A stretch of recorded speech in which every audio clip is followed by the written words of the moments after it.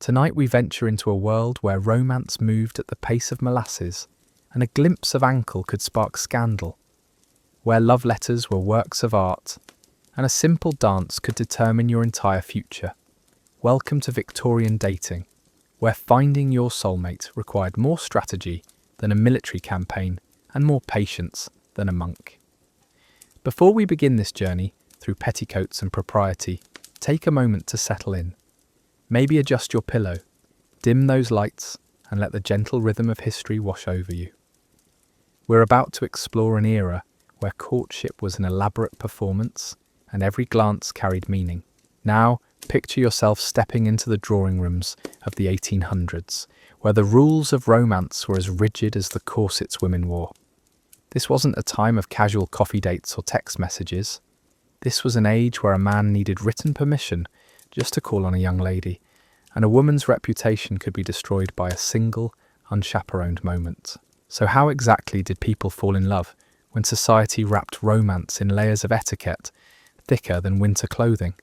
How did hearts find each other when every interaction was choreographed like a ballet? Tonight, we'll uncover the intricate dance of Victorian courtship, from the first stolen glance to the final wedding vows. The Victorian era stretched from 1837 to 1901, named after Queen Victoria herself, and it was a time of extraordinary contradictions. On one hand, it was an age of industrial progress, scientific discovery, and expanding empires. On the other, it was a period of suffocating social conventions, especially when it came to matters of the heart. Imagine a world where young people couldn't simply meet at a party and strike up a conversation. Every social interaction was governed by an invisible rule book that everyone somehow knew by heart. The middle and upper classes lived their lives according to these unwritten laws, and breaking them meant social exile. In this world, a young woman's entire purpose seemed to revolve around making a good marriage. From childhood, she was groomed for this singular goal. She learned to paint watercolours, play the piano, speak a bit of French, and master the art of polite conversation. These weren't hobbies, they were qualifications for the marriage market. Meanwhile, young men were expected to establish themselves financially before even thinking about courtship. A gentleman needed to prove he could support a wife and family before society would take his romantic intentions seriously. This often meant waiting until their late 20s or early 30s to begin the delicate process of finding a bride. But here's where it gets interesting. Despite all these restrictions, or perhaps because of them, Victorian courtship developed its own unique poetry. Every gesture, every gift, every word carried weight and meaning. It was like an elaborate code that lovers learned to speak fluently. The very first step in Victorian courtship began long before two people ever met. It started with what society called an introduction. You couldn't simply approach someone you found attractive and start chatting. That would be scandalous, improper, and potentially ruinous to everyone involved. Instead, introductions had to be orchestrated through mutual friends or family members. Picture this scenario. You're at a drawing room gathering, perhaps sipping tea and making polite conversation about the weather. Across the room, you notice someone who catches your eye, but you can't just walk over. That would be unthinkable. Instead, you must wait. You must hope that someone in your social circle knows this person and would be willing to perform the sacred ritual of introduction. This wasn't a casual affair. The person making the introduction was essentially vouching for both parties, guaranteeing their respectability and social standing. Once properly introduced, the real dance could begin. But even then, nothing was simple. A gentleman couldn't immediately begin courting a lady he'd just met. First, he had to establish himself as a regular visitor to her family's home. This process was called calling, and it was governed by rules so specific they might as well have been written in stone. Calling had its own elaborate schedule. Certain days were designated for receiving visitors. Usually, this meant Sunday afternoons or specific weekday hours. A gentleman would arrive at the appointed time, dressed in his finest attire, carrying his calling card, which was like a formal business card announcing his presence. But here's the fascinating part. These calls weren't private romantic encounters. They took place in the family parlour, with parents, siblings, and sometimes other visitors present. Privacy was the enemy of propriety, and propriety ruled everything. During these carefully supervised visits, conversation followed strict guidelines. Topics had to remain light and pleasant. Politics, religion, and anything remotely controversial were forbidden. Instead, visitors discussed the weather, recent social events, books they were reading, or musical performances they'd attended. The art of Victorian conversation was like a delicate minuet. Every statement had to be carefully considered, every response perfectly calibrated. A single inappropriate comment could end a courtship before it truly began. Young people learned to communicate through subtle hints, meaningful glances, and carefully chosen words. For the young lady, these calling sessions were performances in their own right. She was expected to demonstrate her accomplishments without appearing boastful. Perhaps she would be asked to play the piano or show her latest watercolour painting. These weren't casual displays of talent, they were auditions for the role of wife. The pressure on young women during this period was immense. They had to be interesting enough to attract suitors, but not so interesting as to appear improper. They needed to be educated but not intellectual, charming but not flirtatious, accomplished but not ambitious. It was a tightrope walk that required extraordinary skill. Meanwhile, gentlemen faced their own challenges. They had to prove their worthiness, not just to the young lady, but to her entire family. A suitor's financial prospects, social connections, and moral character were all subject to intense scrutiny. Fathers often conducted what amounted to background checks on potential sons-in-law. This system of calling could continue for months, or even years. A persistent gentleman might visit the same household week after week, gradually building relationships with family members and demonstrating his serious intentions. It was a marathon of politeness, a test of patience and dedication. But within this rigid framework, genuine affection could and did bloom. Young people learned to read between the lines, to find meaning in the smallest gestures. A lady might show her interest by asking about a gentleman's family or remembering details from previous conversations. A gentleman might demonstrate his regard by bringing small gifts, appropriate books, sheet music, or flowers from his garden. The language of flowers became particularly important during this era. Different blooms carried different meanings, and a carefully chosen bouquet could convey messages that words couldn't safely express. Red roses spoke of passion, but that might be too bold for early courtship. Instead, a gentleman might choose pink roses for admiration, yellow for friendship, or white for pure intentions. Even the way flowers were presented carried meaning. If a bouquet was offered upside down, it meant the opposite of the flower's traditional message. If the ribbon was tied to the left, the message referred to the giver. Tied to the right, it referred to the recipient. This floral vocabulary allowed lovers to communicate complex emotions while maintaining the appearance of propriety. As courtship progressed, couples might be allowed slightly more freedom. They could take walks together, but always with a chaperone trailing behind at a respectable distance. They might attend social events as a recognised couple, sitting together at dinner parties or sharing dances at balls. The institution of chaperoning was absolutely central to Victorian courtship. Young unmarried women were rarely left alone with gentlemen callers. Usually, this duty fell to older female relatives, mothers, aunts, or married sisters, who could ensure that nothing improper occurred. But chaperones weren't just guards against misconduct. They were also advisors helping young women navigate the complex social dynamics of courtship. An experienced chaperone could read the signs of a gentleman's intentions, offer guidance on appropriate responses, and help her charge avoid social missteps that could damage her reputation. The rules governing physical contact were particularly strict.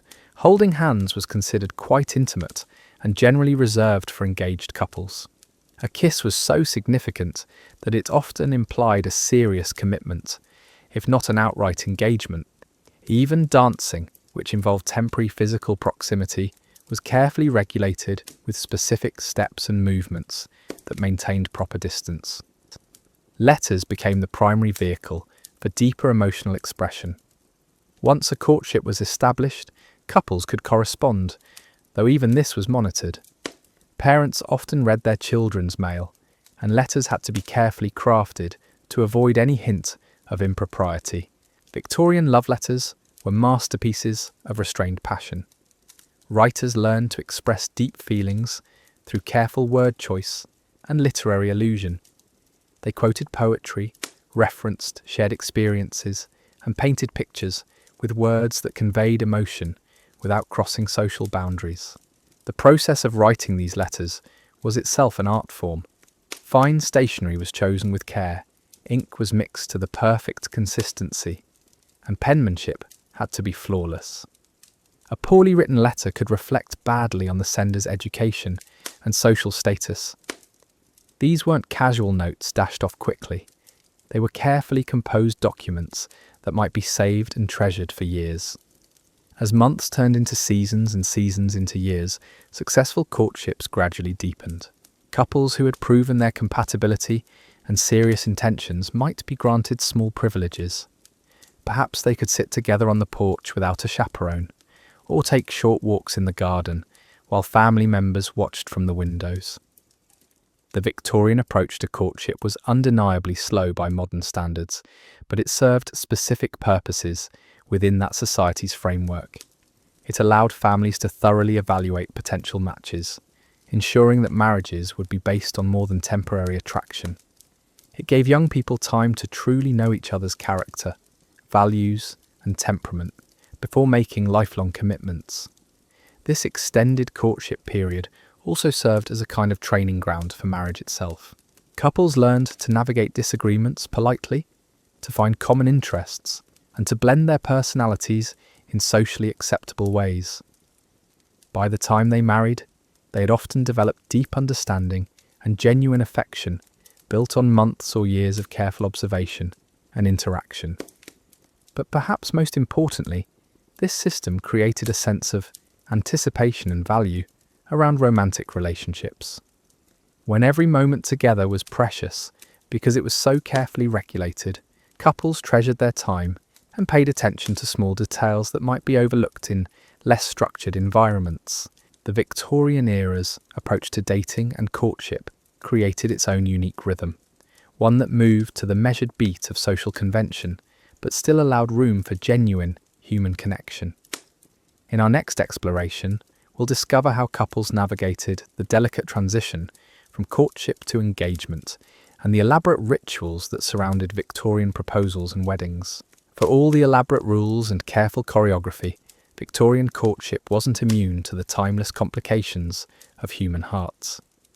Beneath the polished surface of drawing room visits and supervised walks, real people struggled with jealousy, uncertainty, and the age-old question of whether their feelings were reciprocated. Young women developed their own subtle ways of communicating interest or discouragement.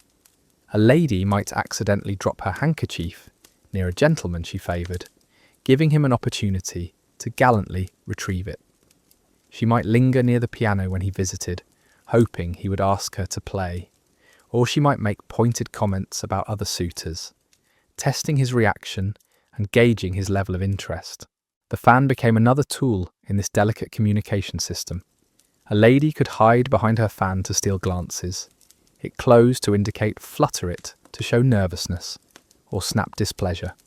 Different positions and movements carried different meanings, creating an entire vocabulary of attraction and rejection that could be conducted in full view of family members without anyone being the wiser. Meanwhile, gentlemen developed their own strategies for reading these subtle signals. They learned to interpret the significance of seating arrangements. If a lady chose to sit near him during family gatherings, it might indicate favour. If she consistently positioned herself across the room, the message was equally clear. They paid attention to how she responded to their stories, whether she remembered details from previous conversations, and how she reacted when other gentlemen called. But this system of hints and suggestions created its own tortures. Uncertainty plagued Victorian courtships in ways that might seem absurd today. A gentleman might spend sleepless nights wondering whether a lady's smile meant encouragement or mere politeness. A young woman might analyse every word of a brief conversation, searching for hidden meanings that might not have existed at all. The pressure to make the right choice was enormous. Marriage was considered a lifelong commitment with no possibility of escape. Divorce was virtually impossible and socially devastating. This knowledge made every stage of courtship feel momentous.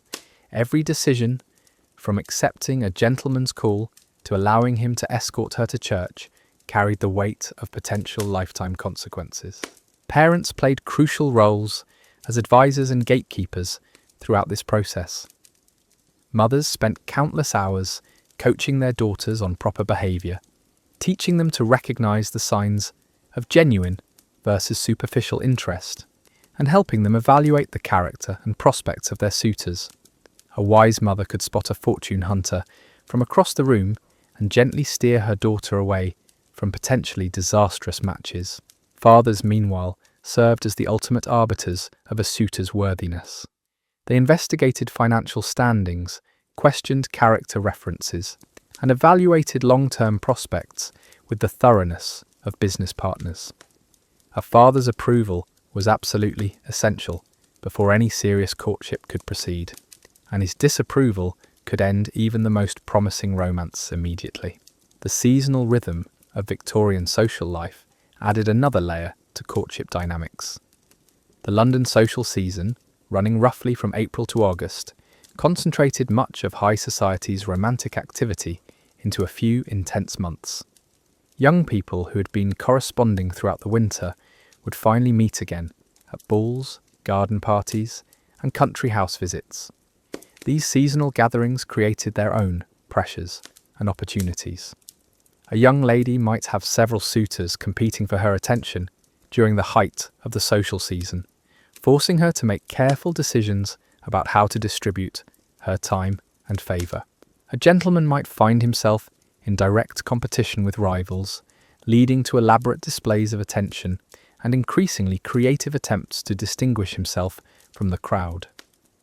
Country house parties became particularly important venues for advancing courtships. These extended visits, lasting several days or even weeks, allowed couples to observe each other in various social situations. How did a gentleman behave towards servants? How did a lady handle herself during outdoor activities? How did both parties interact with children, elderly relatives, or family pets? These observations were considered crucial intelligence in evaluating potential spouses. Victorian society believed that character revealed itself most clearly in unguarded moments, and country house visits provided the closest thing to informal observation that the system allowed. The art of conversation during these extended social gatherings required exceptional skill. Couples had to find ways to learn about each other's deeper thoughts and feelings while still maintaining appropriate topics of discussion. They might debate literary works, allowing them to reveal their values and philosophies indirectly. They might share stories about their childhoods, providing glimpses into their characters and backgrounds without appearing overly personal. Religious discussion occupied a special category in Victorian courtship conversation. While potentially controversial topics were generally avoided, shared religious beliefs were considered essential for compatible marriage. Couples needed to ensure they belonged to the same denomination and held similar views on moral and spiritual matters. These conversations required delicate handling, as they were both necessary and potentially divisive. Music provided another avenue for connection and communication. A lady who played piano or sang might perform for a gentleman caller, using her choice of songs to convey emotions that words couldn't safely express. A melancholy ballad might hint at hidden depths of feeling, while a cheerful folk tune could demonstrate her sunny disposition. Gentlemen who possessed musical talents had similar opportunities to communicate through their artistic choices. The exchange of books became another courtship ritual laden with meaning. A gentleman might lend a lady a volume of poetry, carefully choosing works that expressed his sentiments without crossing propriety lines. A lady might recommend a novel to her suitor, testing his literary tastes and moral sensibilities. The margins of these shared books sometimes contained penciled notes, creating private conversations that could be conducted across time and space.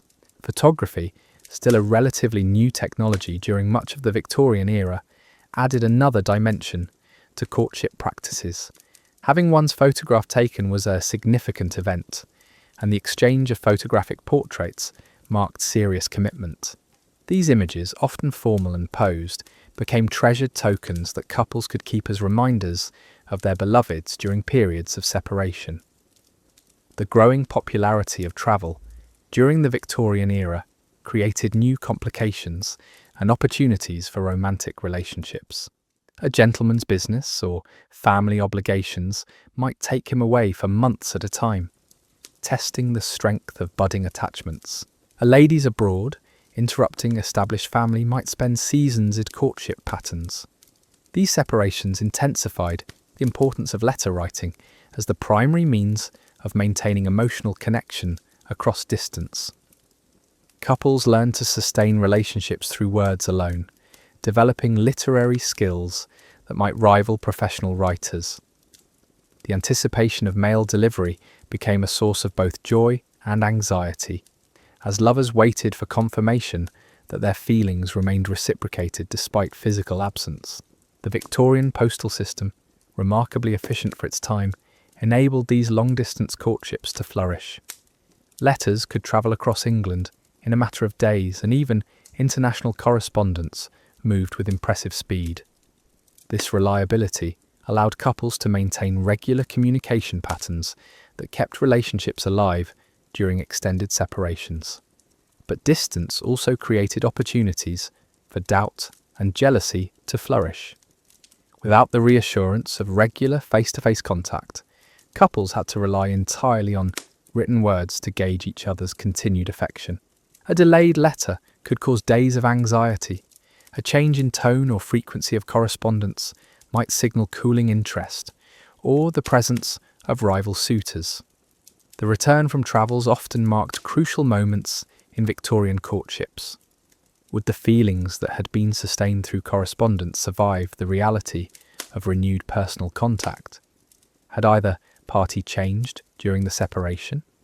Had new attachments formed in the meantime? These reunions were charged with emotional significance as couples discovered whether their relationships had deepened or diminished during their time apart. Social events like balls and dinner parties provided the primary venues for couples to display their developing attachments publicly.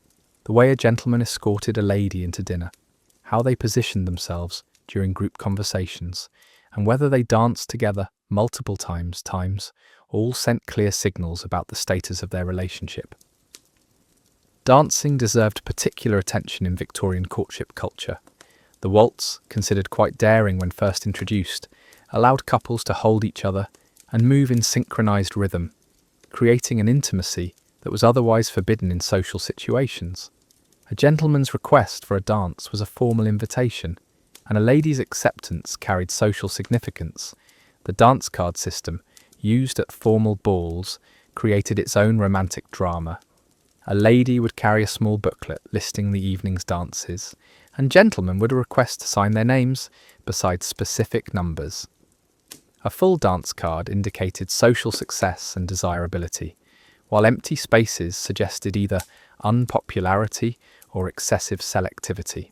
Competition for prime positions on dance cards could become quite intense.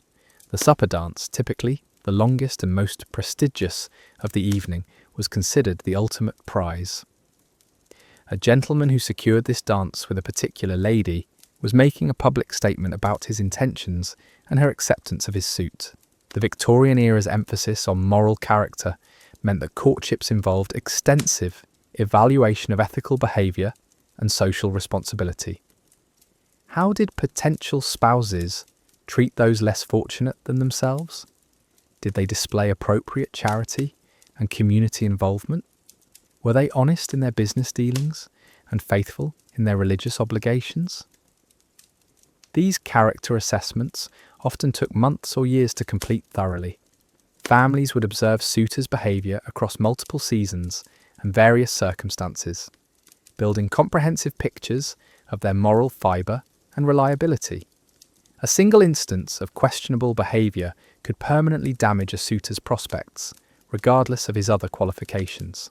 The intersection of romance and social reform created unique courtship opportunities for idealistic young people. Couples might bond over shared commitment to causes like abolition, women's education, or urban poverty relief. Working together for charitable organisations provided socially acceptable ways to spend time together, while demonstrating mutual values and dedication. These shared activities allowed couples to see each other in action, observing how they handled responsibility, interacted with people from different social classes, and responded to challenging situations. Such experiences provided valuable insights into character that couldn't be gained through formal drawing room visits alone. The Victorian emphasis on self-improvement meant that courtship often involved mutual educational pursuits. Couples might study languages together, attend lecture series, or participate in literary discussion groups. These intellectual connections added depth to romantic attachments and provided topics for meaningful conversation throughout extended courtship periods. As we drift deeper into this world of careful glances and coded conversations, imagine the weight of every decision, every gesture, every carefully chosen word. In Victorian society, love wasn't just an emotion, it was a skill to be learned, a performance to be perfected, and a commitment that would shape entire lifetimes. The complexity of Victorian courtship reached its most intricate expression in the realm of gift-giving, where every present carried layers of meaning that modern minds might find bewildering. A gentleman couldn't simply purchase something beautiful and present it to his beloved. Each gift had to navigate the treacherous waters of propriety while somehow conveying sincere affection. Books were considered among the safest gifts, but even here, careful selection was paramount. Religious texts suggested serious moral intentions. Poetry collections hinted at romantic feelings, but required careful curation to avoid anything too passionate. A volume of improving essays demonstrated respect for the lady's intellect without appearing to challenge her femininity. Flowers, as we've touched upon, developed into an elaborate language all their own. But the Victorian flower code extended far beyond simple rose colours. The number of blooms mattered. The way they were tied together carried significance. Even the time of day they were delivered could alter their meaning entirely. Consider the poor gentleman attempting to navigate this botanical minefield. A bouquet of yellow chrysanthemums might seem cheerful and appropriate, but in the wrong context they could suggest slighted love or sorrow. A sprig of rosemary, beautiful and fragrant, traditionally symbolised remembrance, but could be interpreted as a hint that the lady was forgettable without it. The seasonal availability of flowers added another layer of complexity. Obtaining roses in winter required considerable expense and effort, making such a gift particularly meaningful, but it also risked appearing ostentatious or impractical, qualities that could reflect poorly on a suitor's character and judgment. Jewellery presented even more complicated terrain. Anything too valuable suggested either improper intimacy or an attempt to buy affection. Too modest and the gift might appear thoughtless or insulting.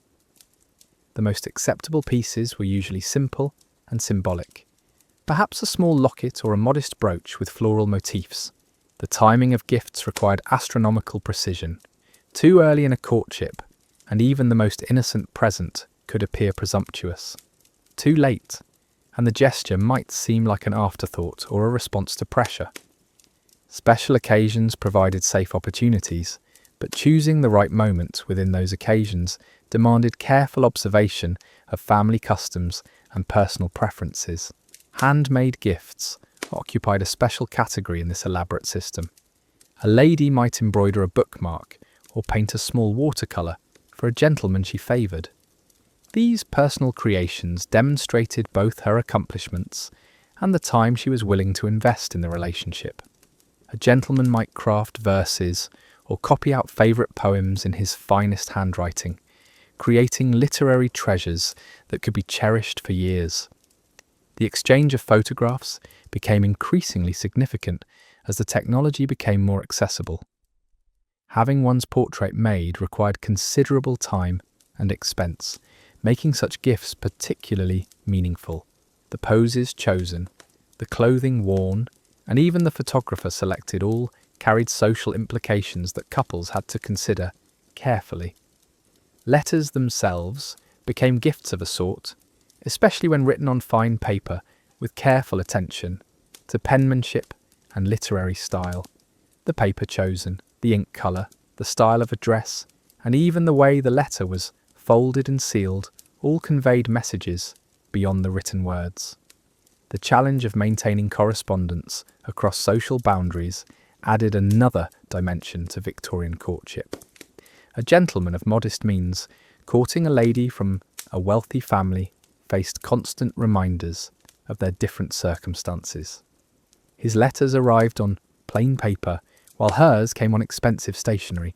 His gifts were necessarily simple, while she might casually mention elaborate presents from other suitors. These class differences created their own romantic tensions and opportunities. A wealthy lady might find herself drawn to a gentleman's sincere affection and moral character despite his limited resources. A gentleman of modest means might discover that his genuine devotion and personal accomplishments outweighed material disadvantages in the eyes of a discerning lady. But navigating these social gaps required extraordinary delicacy. Too much emphasis on financial differences could appear mercenary or grasping. Too little acknowledgement might seem naive or dishonest. Couples had to find ways to address practical realities while preserving the romantic idealism that made their attachment meaningful. The involvement of professional matchmakers added another layer to Victorian courtship culture. While arranged marriages were less common than in earlier eras, families still employed various intermediaries to facilitate suitable introductions. These matchmakers, often older women with extensive social connections, possessed encyclopedic knowledge of eligible young people and their circumstances. A skilled matchmaker could assess compatibility factors that went far beyond surface attraction. They understood family histories, financial prospects, temperamental tendencies, and social aspirations. Their recommendations carried considerable weight, and their disapproval could effectively end a courtship before it began. The seasonal migration patterns of Victorian high society created unique courtship rhythms. Families moved between London townhouses, country estates, and fashionable resort towns according to well-established schedules. These movements provided opportunities for couples to encounter each other in different settings while also creating periods of enforced separation. The London season concentrated romantic activity into intense bursts of social events. Young people who had been corresponding throughout the winter finally met again at balls, garden parties, and drawing room gatherings. The pressure to make progress during these limited periods of opportunity could be overwhelming. Country house visits provided the most relaxed courtship environments available within Victorian social constraints. These extended stays, lasting days or weeks, allowed couples to observe each other in various situations and moods. How did a gentleman behave during outdoor activities? How did a lady handle herself in conversations with different family members? The elaborate rituals surrounding mealtimes during these visits created their own courtship opportunities. Seating arrangements carried social significance. The gentleman chosen to escort a lady into dinner was making a public statement about their relationship. Table conversation provided opportunities to demonstrate wit, knowledge, and social grace. Games and entertainments during country house parties allowed couples to interact in slightly less formal settings. Charades, card games, and amateur theatrical performances created opportunities for playful interaction while still maintaining appropriate boundaries. These activities revealed different aspects of personality that might not emerge during formal drawing room visits. The Victorian emphasis on accomplishment meant that courtship often resembled a series of auditions. A lady was expected to demonstrate her musical abilities, artistic talents, linguistic skills, and social graces. A gentleman had to prove his conversational abilities, cultural knowledge, financial prospects, and moral character. These performances created their own pressures and anxieties. A lady might spend hours preparing a piece of music she knew a particular gentleman would hear. A gentleman might rehearse amusing anecdotes or practice discussing topics he knew interested his beloved. The fear of making mistakes or appearing inadequate haunted these carefully orchestrated encounters. The role of servants in Victorian households added another dimension to courtship dynamics. Servants observed everything and often knew family secrets that could influence romantic prospects. A wise suitor treated household staff with courtesy and respect, understanding that their opinions might reach their employer's ears. The elaborate morning rituals surrounding calling cards and visiting hours created their own romantic tensions. A gentleman's card left at the appropriate time indicated serious intentions. Multiple cards from different suitors created competitive situations that families had to navigate diplomatically. The timing of these visits carried crucial significance. Arriving too early suggested either ignorance of proper etiquette or presumptuous familiarity. Arriving too late might indicate insufficient interest or poor time management. The perfect timing required careful observation of family customs and social expectations. Weather played an unexpectedly important role in Victorian courtship patterns. Rainy days might cancel planned outdoor activities, forcing couples to find indoor entertainment. Unexpectedly, beautiful weather could create spontaneous opportunities for garden walks or outdoor gatherings. The seasonal cycle of social activities meant that courtships often developed in predictable rhythms. Spring brought renewed energy and optimism. Summer provided opportunities for country visits and outdoor activities. Autumn marked the return to more formal social patterns. Winter emphasised indoor entertainments and intimate family gatherings. The Victorian fascination with mourning customs created unique challenges for romantic relationships. Periods of family mourning could interrupt courtships for months or even years. The elaborate rules governing mourning dress, social activities, and emotional expression had to be carefully observed regardless of personal feelings or romantic attachments. These interruptions tested the strength of developing relationships in ways that modern couples rarely experience. Could affection survive months of limited contact? Would feelings remain constant during extended periods of social withdrawal? The resumption of normal social life after mourning periods often marked crucial moments in romantic relationships. The increasing literacy rates during the Victorian era meant that more people could participate in the elaborate written culture of courtship. Love letters became more sophisticated and literary. The exchange of books and poetry became more meaningful. The ability to express oneself eloquently in writing became an increasingly important courtship skill. Educational improvements also meant that conversations could cover more sophisticated topics. Couples could discuss literature, history, current events, and scientific discoveries with greater depth and understanding. These intellectual connections added richness to romantic relationships and provided foundations for lifelong companionship. The Victorian era's technological innovations gradually began to influence courtship practices. The railroad system made travel easier and more predictable, allowing couples to maintain relationships across greater distances. The telegraph enabled faster communication during separations. Photography provided new ways to preserve and share images of loved ones. These technological advances created new opportunities and challenges for romantic relationships. Faster communication raised expectations for frequent contact. Easier travel made long-distance courtships more feasible, but also created new temptations and distractions. Each innovation required adjustments to established courtship customs and expectations. The growing emphasis on romantic love as the basis for marriage gradually began to challenge traditional arranged marriage practices. Young people increasingly expected to have some choice in their spouses, even if that choice operated within carefully defined social boundaries. This shift created tensions between individual desires and family expectations. Parents found themselves caught between wanting their children's happiness and ensuring their social and financial security. The balance between romantic inclination and practical considerations required careful negotiation in families across all social levels.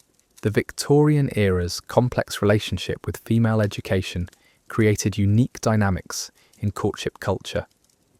Women were expected to be accomplished enough to be interesting companions, but not so educated as to appear masculine or threatening. This delicate balance required careful navigation by both ladies and their suitors. Gentlemen had to demonstrate appreciation for their beloved's accomplishments, while also ensuring that their own intellectual authority remained unchallenged. Ladies had to display their talents without appearing to compete with or overshadow their suitors. These negotiations required extraordinary social skill and sensitivity. The elaborate social hierarchies of Victorian society meant that even small differences in status could create significant courtship complications.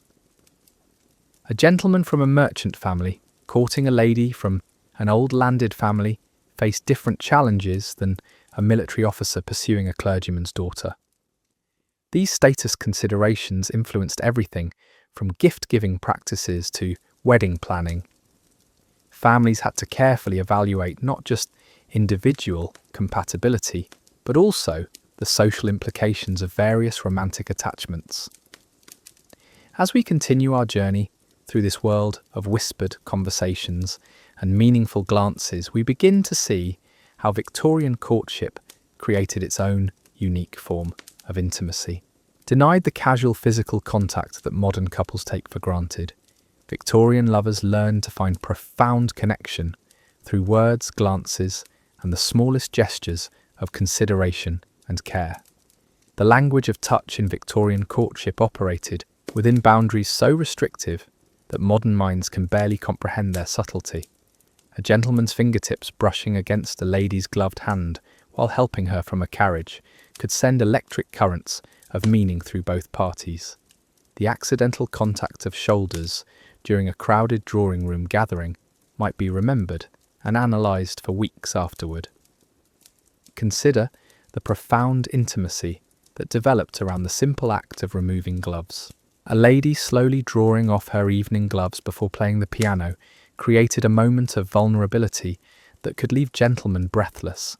The glimpse of bare wrists and fingers represented a shocking degree of exposure in a world where ankles remained hidden beneath layers of petticoats.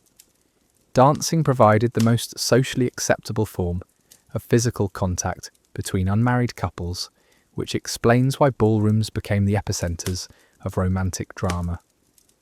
The waltz, with its revolutionary requirement that partners actually hold each other, created scandals when it was first introduced. Conservative families initially banned their daughters from participating in such intimate displays. Even within the accepted framework of dancing, every movement carried significance. The pressure of a gentleman's hand on his partner's waist, the way their fingers intertwined during turns, the distance maintained between their bodies, all these details were observed, noted, and discussed by watchful chaperones and rival suitors alike. The art of the meaningful glance reached extraordinary sophistication during this era. Lovers learned to conduct entire conversations through subtle eye movements, fleeting expressions, and carefully timed looks across crowded rooms. A raised eyebrow could ask a question. A slight smile could provide an answer. A lingering gaze could confess emotions that words dare not express. Ladies developed particular expertise in the strategic use of their eyes. Looking directly at a gentleman was considered bold and potentially improper, but a series of quick glances followed by demure downward looks could convey interest more effectively than any spoken declaration. The timing and frequency of these visual exchanges became a sophisticated form of romantic communication. Gentlemen faced their own challenges in this realm of visual courtship. Too direct a stare could appear rude or threatening. Too little attention might suggest indifference. They learned to catch and hold their beloved's eyes at precisely the right moments, creating connections that felt electric despite their brevity. The seasonal rhythms of Victorian social life created natural crescendos and diminuendos in romantic relationships. The excitement of spring balls and garden parties gave way to the intimate intensity of summer country house visits. Autumn brought the melancholy sweetness of final outdoor gatherings before winter's social hibernation. Winter courtships took on their own special character. Drawing rooms became the primary stages for romantic drama. The soft light of gas lamps and flickering fireplaces created atmospheric settings that seemed designed for whispered conversations and meaningful silences. The necessity of staying indoors for extended periods intensified emotional connections and forced couples to rely more heavily on conversation and intellectual compatibility. Christmas celebrations provided particularly charged romantic moments. The tradition of holiday entertaining brought families together for extended periods. The exchange of gifts, even modest ones, carried special significance during these festive seasons. A gentleman might present a lady with a small token, perhaps a book of Christmas poetry or a delicate ornament, creating memories that would warm the cold months ahead. New Year's gatherings often marked transition points in Victorian courtships. The symbolism of new beginnings encouraged both reflection on the past year's developments and hopeful planning for the future. Many engagements were announced during these celebratory periods when families were gathered and the spirit of renewal made major life changes seem especially appropriate. The role of music in Victorian courtship deserves special attention for its unique ability to express emotions that society otherwise kept carefully contained. A lady's choice of songs when performing for a gentleman caller could convey messages more directly than any conversation. Melancholy ballads might hint at hidden depths of feeling. Spirited folk tunes could demonstrate cheerful disposition. Complex classical pieces showcased technical skill and serious artistic commitment. Gentlemen who possessed musical talents found themselves at significant advantages in the courtship arena. A man who could sing tenor in a drawing room quartet or accompany a lady on the piano had opportunities for collaboration that created natural intimacy within socially acceptable bounds. The act of making music together required coordination, timing, and mutual attention that mimicked the partnership of marriage itself. The exchange of sheet music became another form of romantic correspondence. A gentleman might present a lady with a new song he'd discovered, perhaps marking particular passages that held special meaning. A lady might copy her finest handwriting, creating person out her favourite pieces, innerlised gifts that demonstrated both her musical abilities and her willingness to invest time in the relationship. Family musical evenings provided regular opportunities for couples to interact in relaxed settings. These gatherings, where multiple family members participated in performances, created natural excuses for extended visits and collaborative activities. A gentleman might find himself turning pages for a lady at the piano, their hands occasionally touching as they navigated the music together. The Victorian fascination with sentiment and emotion found perfect expression in the era's approach to romantic correspondence. Love letters became literary masterpieces, carefully crafted documents that balanced passionate feeling with appropriate restraint. Writers spent hours selecting precisely the right words, copying passages multiple times to achieve perfect penmanship, and choosing paper and ink that would create the desired impression. The anticipation surrounding mail delivery transformed ordinary postal service into high romantic drama. Lovers learned the schedules of mail coaches and delivery times with scientific precision. The sight of a familiar hand on an envelope could cause heart palpitations. The absence of expected letters created anxiety that could last for days. Reading and rereading beloved correspondence became a cherished ritual. Letters were kept in special boxes, tied with ribbons, and treasured as physical manifestations of absent lovers. The paper itself became precious, carrying not just words but the actual touch of the writer's hand. Some devoted correspondents could recognize their beloved's letters by touch alone, identifying the particular paper texture and ink absorption that characterized each writer's materials. The art of literary quotation reached extraordinary heights during Victorian courtships. Lovers learned to communicate through references to shared reading, using passages from favourite authors to express feelings that direct statement might render inappropriate. A line from Tennyson could convey longing. A reference to Shakespeare might suggest deeper philosophical compatibility. Even biblical quotations could carry romantic significance when chosen and presented with care. This literary courtship required considerable education and cultural knowledge from both participants. Young people spent hours memorizing poetry, studying novels, and familiarizing themselves with the works that formed their society's common intellectual currency. The ability to recognize and respond to literary allusions became an essential courtship skill. Private libraries took on special significance as repositories of shared cultural experience. A gentleman might invite a lady to browse his book collection, using the opportunity to reveal his intellectual interests and moral character.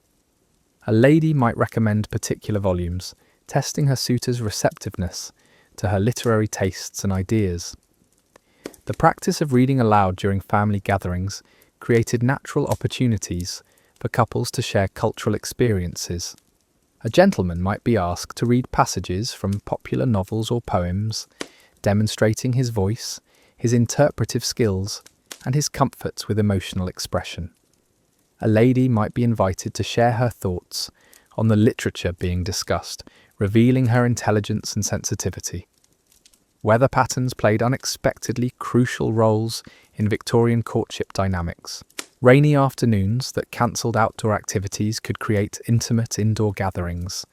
Unexpectedly beautiful days might inspire spontaneous garden walks or outdoor tea parties. Snowstorms could trap house parties together for extended periods, intensifying romantic tensions and opportunities.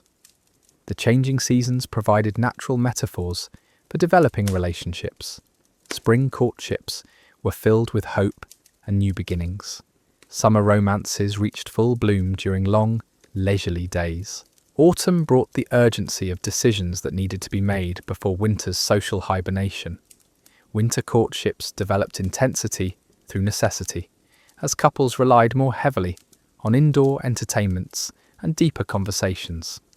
Garden parties and outdoor entertainments created unique courtship environments that differed significantly from formal indoor gatherings. The less structured nature of outdoor activities allowed for more spontaneous interactions while still maintaining appropriate supervision. Couples might find themselves walking slightly apart from the main group, creating precious moments of relative privacy. The Victorian obsession with botanical knowledge meant that garden walks became educational, as well as romantic experiences. A gentleman who could identify various flowers and discuss their cultivation demonstrated both cultural refinement and practical knowledge. A lady who maintained her own garden or demonstrated familiarity with horticultural principles revealed domestic skills that would serve her well as a wife.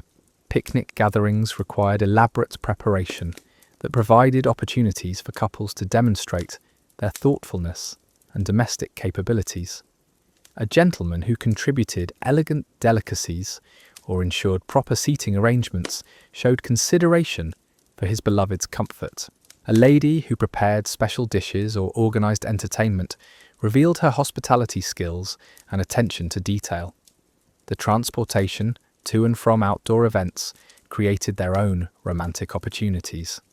Carriage rides, even with proper chaperones, allowed couples to sit in closer proximity than most indoor situations permitted. The shared experience of travelling together, even for short distances, created a sense of adventure and collaboration that indoor visits couldn't match. Evening entertainments took on special romantic significance due to their association with formal dress, candlelight, and heightened social atmosphere. Ladies appeared at their most elegant in evening gowns that revealed more of their figures than daytime dress permitted. Gentlemen wore their finest evening clothes, creating an atmosphere of sophistication and special occasion. The ritual of escorting a lady to dinner became a courtship performance in itself.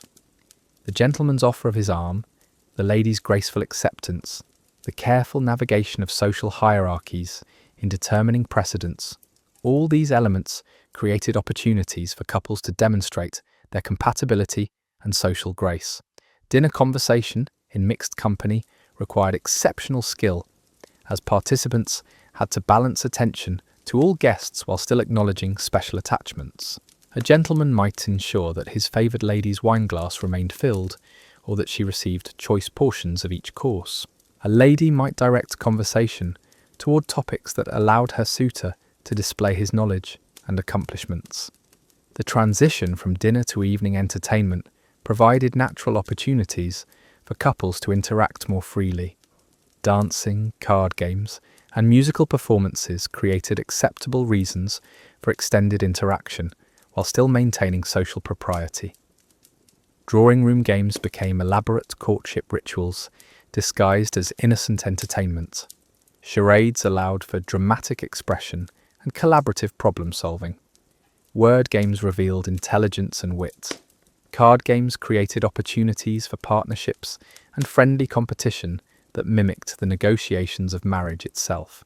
The Victorian fascination with spiritualism and supernatural phenomena created unique courtship opportunities for adventurous couples. Seances and similar gatherings, while controversial, provided excuses for holding hands in darkened rooms and sharing intense emotional experiences. The heightened atmosphere of mystery and excitement could accelerate romantic attachments in ways that conventional social events could not. Religious observances provided another category of shared experience that could deepen romantic connections.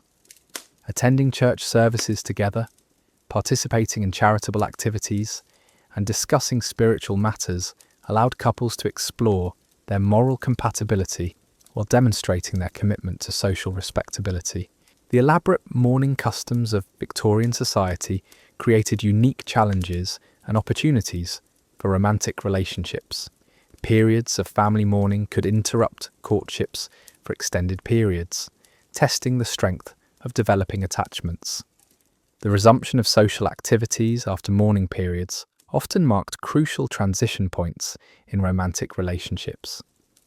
As we drift deeper into this world of whispered promises and carefully orchestrated encounters, we begin to understand how Victorian lovers created profound intimacy within the constraints of their rigidly structured society. Every stolen moment, every meaningful glance, every carefully chosen word carried weight and significance that modern relationships rarely achieve. The complexity of Victorian courtship reached its crescendo in the delicate negotiations surrounding the transition from casual acquaintance to serious suitor.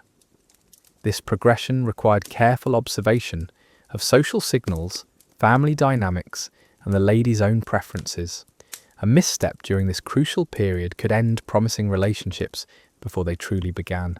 The moment when a gentleman began to be recognised as a particular lady's preferred suitor marked a significant shift in social dynamics.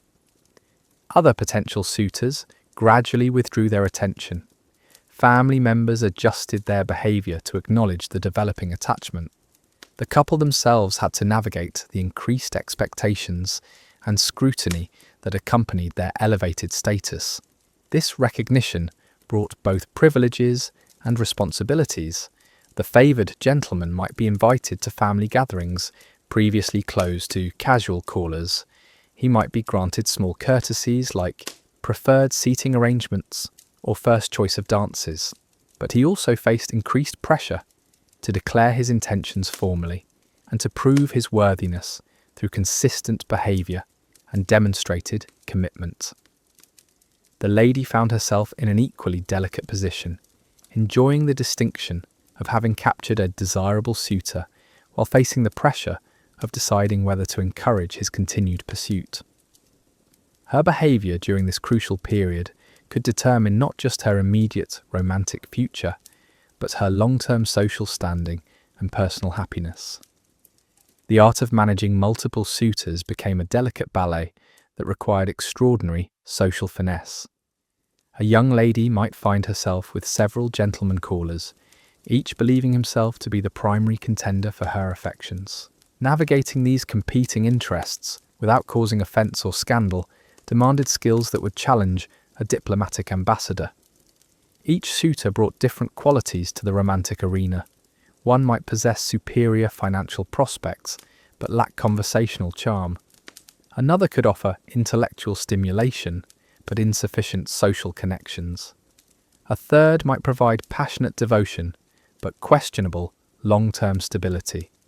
The lady had to evaluate these various offerings while maintaining cordial relationships with all parties. The weekly rhythm of calling hours became a carefully choreographed performance. A wise young woman would space her suitors' visits to avoid awkward encounters while ensuring that each received adequate attention. Tuesday afternoons might belong to the wealthy merchant's son, Thursday evenings to the charming military officer, and Sunday after church to the scholarly clergyman. But this elaborate scheduling could create its own complications. What happened when an unexpected visitor arrived during another suitor's appointed time? How did a lady handle the social awkwardness of having rival gentlemen encounter each other in her family's parlour? These situations required quick thinking and diplomatic grace that could make or break budding romances. The role of female friends became crucial during these complex courtship periods. Ladies would gather to analyse every detail of their romantic encounters, dissecting conversations for hidden meanings and debating the relative merits of various suitors. These discussions provided emotional support and practical advice that helped young women navigate the treacherous waters of Victorian romance. Friendship networks also served as intelligence-gathering operations. A lady might learn about a suitor's behaviour toward other women, his financial circumstances, or his family's reputation through carefully cultivated social connections. This information, while obtained discreetly, could significantly influence romantic decisions. The phenomenon of the romantic rival added dramatic tension to many Victorian courtships. Competition between suitors could become quite intense, though it was expected to remain civilised and gentlemanly. The presence of a serious rival could spur a hesitant gentleman to more decisive action, or cause him to withdraw rather than face potential humiliation. Ladies often found themselves caught between competing suitors, each employing different strategies to win her favour. One might shower her with expensive gifts and elaborate compliments. Another might appeal to her intellectual interests through thoughtful books and stimulating conversations. A third might demonstrate his devotion through consistent attention and reliable presence during family events. These romantic competitions created their own social dramas that entertained entire communities. Families would watch with interest as various suitors manoeuvred for advantage. Friends would take sides and offer advice. Even servants would observe the proceedings with keen interest, often possessing insights that escaped the principal participants. The seasonal nature of Victorian social life meant that romantic competitions often intensified during peak social periods. The London season became a particular battleground where multiple suitors might converge on the same eligible ladies. House parties and country visits provided extended opportunities for rivals to demonstrate their relative merits through sustained interaction. The pressure on young ladies during these competitive periods could be overwhelming. They were expected to make choices that would affect their entire future happiness, while maintaining gracious behaviour toward all parties. The fear of making the wrong decision paralysed some women, while others found the attention intoxicating and prolonged their decisions to enjoy the competition. Gentlemen developed their own strategies for distinguishing themselves from romantic rivals. Some relied on superior financial resources, offering expensive gifts and elaborate entertainments. Others emphasized their intellectual accomplishments, engaging their beloveds in scholarly discussions and cultural activities. Still others appealed to emotional connections, demonstrating consistent devotion and understanding. The most successful suitors learned to identify their own strengths and their rivals' weaknesses, tailoring their approaches accordingly. A gentleman of modest means might emphasize his moral character and future prospects when competing against a wealthy but dissolute rival. A scholarly suitor might highlight his reliability and domestic virtues when facing a more glamorous but less stable competitor. Family loyalties often influenced these romantic competitions in ways that surprised the participants. Parents might favour a suitor with good family connections over one with superior personal qualities. Siblings might lobby for particular candidates based on their own preferences and prejudices. These family dynamics added another layer of complexity to already intricate courtship negotiations. The resolution of romantic competitions could create lasting social effects that extended far beyond the immediate participants. Rejected suitors might nurse wounded pride for years. Winning gentlemen might find themselves resented by former rivals. Ladies who made unpopular choices could face social disapproval that affected their future standing in the community. The Victorian emphasis on honour and reputation meant that even disappointed suitors were expected to accept romantic defeats gracefully. Public displays of bitterness or attempts to sabotage successful rivals were considered deeply inappropriate and could result in social exile. This expectation created additional pressure on all participants to handle romantic disappointments with dignity. The practice of keeping romantic options open until formal engagements were announced created its own ethical dilemmas. How long could a lady continue to encourage multiple suitors without being considered manipulative? At what point did a gentleman's continued pursuit become inappropriate if he suspected a rival had gained preference? These questions had no clear answers and required individual judgment calls that could have lasting consequences. The transition from courtship to engagement represented the most crucial moment in Victorian romantic relationships. This step required careful timing, family negotiations, and formal declarations that transformed casual attachments into binding commitments. The process was so significant that it deserved its own elaborate rituals and protocols. The decision to propose marriage was never taken lightly by Victorian gentlemen. They understood that this step would either crown their courtship efforts with success or end them in potentially humiliating rejection. The proposal itself had to be perfectly timed and executed to maximize the chances of acceptance. Gentlemen typically sought private audiences with their beloved's fathers before making formal proposals. These interviews resembled business negotiations more than romantic conversations. The suitor had to present his financial prospects, outline his plans for supporting a wife and family, and demonstrate his moral character and social standing. Fathers approached these discussions with the thoroughness of investors evaluating business opportunities. They examined the suitor's income, debts, property holdings, and future prospects with ruthless scrutiny. They investigated his family background, personal habits, and reputation within the community. No detail was too small to escape attention. The lady's own wishes, while increasingly important during the later Victorian period, were still considered secondary to practical considerations of financial security and social advancement. A wise father balanced his daughter's preferences with his assessment of various suitors' long-term prospects and character. These negotiations could continue for weeks or months, while the anxious suitor waited for permission to make his formal proposal. Some fathers conducted extensive investigations, consulting business associates, mutual friends, and even former employers to verify the suitor's claims and assess his character. The formal proposal, when it finally came, was expected to be a masterpiece of romantic eloquence and practical planning. Gentlemen often rehearsed their speeches for days, crafting declarations that balanced passionate devotion with sensible promises about future domestic arrangements.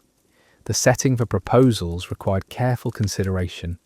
Drawing rooms provided privacy and comfort, but might feel too mundane for such momentous occasions. Gardens offered romantic ambience, but risked weather interference and potential interruptions. Some gentlemen chose significant locations that held special meaning for their courtships.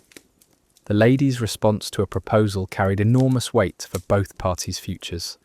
Acceptance meant commitment to marriage and all its attendant responsibilities. Rejection could end promising relationships and potentially affect the lady's reputation if handled poorly.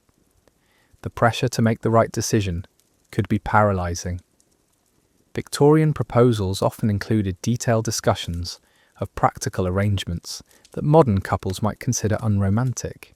Gentlemen outlined their financial resources, described their intended residences, and explained their plans for supporting wives and future children. These conversations were considered essential elements of responsible courtship. The exchange of engagement rings marks the formal transition from courtship to betrothal. These rings were typically modest by modern standards, often featuring simple designs with small gemstones.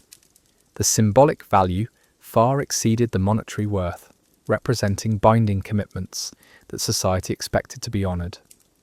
Engagement announcements required careful orchestration to ensure proper social protocols were observed. Families had to notify relatives, friends, and social connections according to strict hierarchies of importance. Newspaper announcements followed specific formats that conveyed essential information about both families' social standing. The engagement period itself became a new phase of courtship with its own rules and expectations. Engaged couples enjoyed slightly more freedom than before, but still operated under considerable social supervision. They could correspond more freely, exchange more intimate gifts, and spend time together with reduced chaperoning. Planning weddings became elaborate family enterprises that could take months or years to complete. Victorian weddings were not just romantic celebrations, but major social events that reflected family status and community standing. Every detail from invitations to reception menus required careful consideration. The bride's trousseau became a major focus during engagement periods. Families spent considerable time and money assembling wardrobes that would sustain new wives through their first years of marriage. These collections included everything from undergarments to formal gowns, representing significant investments in the bride's future social success. Wedding guest lists required diplomatic skills that would challenge professional ambassadors. Families had to balance personal preferences with social obligations, ensuring that invitations reflected proper respect for various relationships while avoiding potentially awkward social combinations. The choice of wedding venues reflected family status and religious affiliations. Church ceremonies were preferred for their solemnity and social respectability. The specific church chosen often indicated the family's denominational loyalties and social connections within religious communities. Reception planning involved elaborate considerations of food, entertainment, and social dynamics. Families had to provide hospitality that reflected their status while creating environments where diverse guests could interact comfortably. These events often represented the largest social gatherings families would host for years. Gift-giving traditions surrounding Victorian weddings created their own complex social obligations. Wedding presents were expected to reflect the giver's relationship to the couple and their own social standing.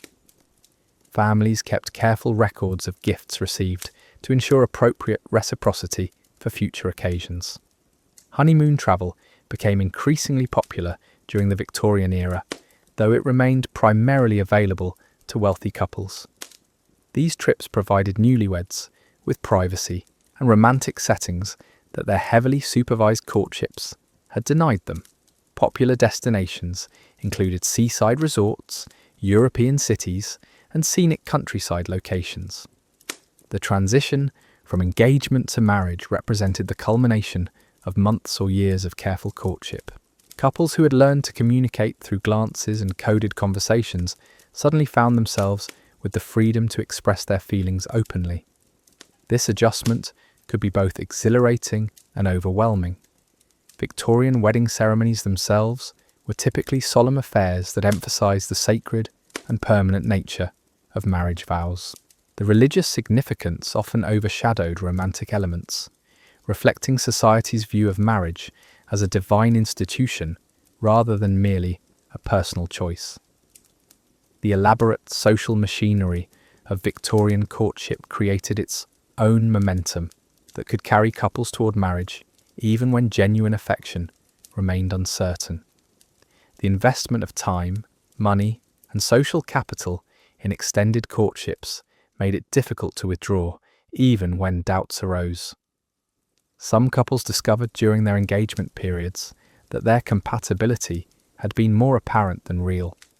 The increased interaction allowed during betrothal sometimes revealed personality conflicts or value differences that had been hidden during the more formal courtship phase. The irrevocable nature of Victorian marriage made these discoveries particularly troubling. Divorce was virtually impossible and socially devastating. Couples had to find ways to resolve their differences or resign themselves to potentially unhappy unions that could last for decades.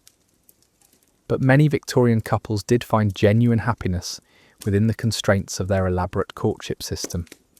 The extended period of getting to know each other, the emphasis on character evaluation, and the serious approach to marriage selection often produced stable and affectionate partnerships that endured throughout long lives. The Victorian approach to romance, with all its complications and restrictions, created a unique form of intimacy that modern relationships rarely achieve. The necessity of communicating through subtle signals and coded messages forced couples to pay extraordinary attention to each other's thoughts, feelings, and preferences.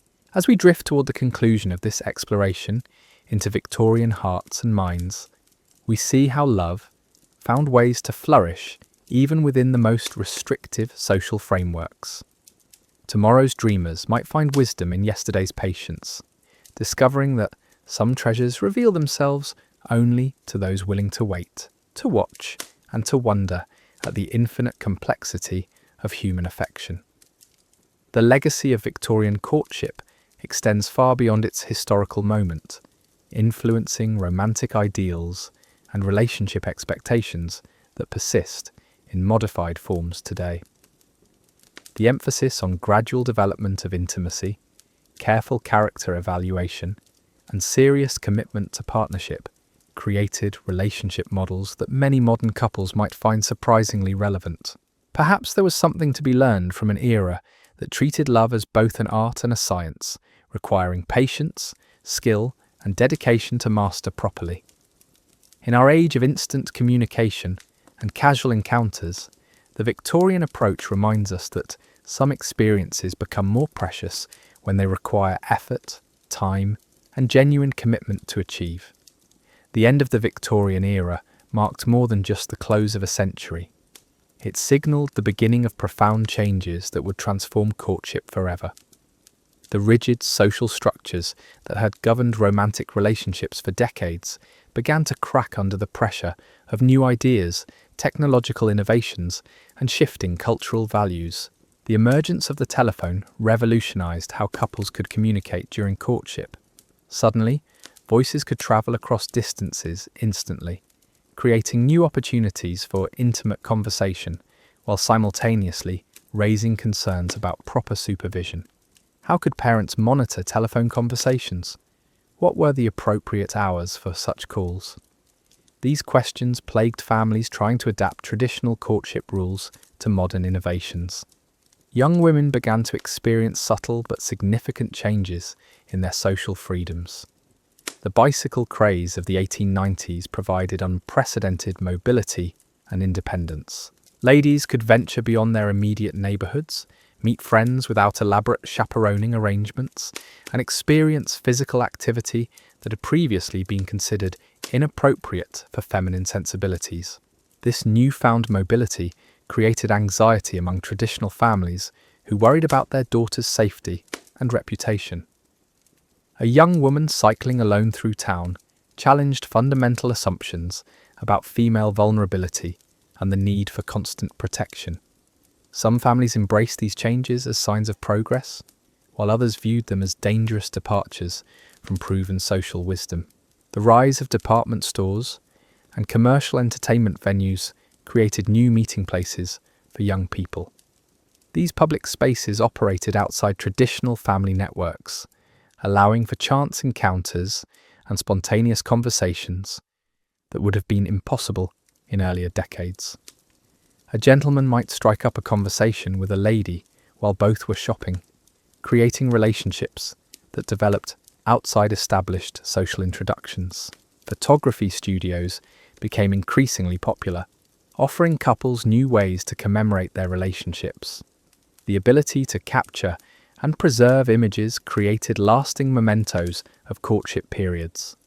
Couples could exchange photographs as tokens of affection, creating physical reminders of their beloveds that could be treasured during separations. The growing popularity of seaside holidays and resort vacations created unique courtship environments that differed dramatically from traditional drawing room interactions.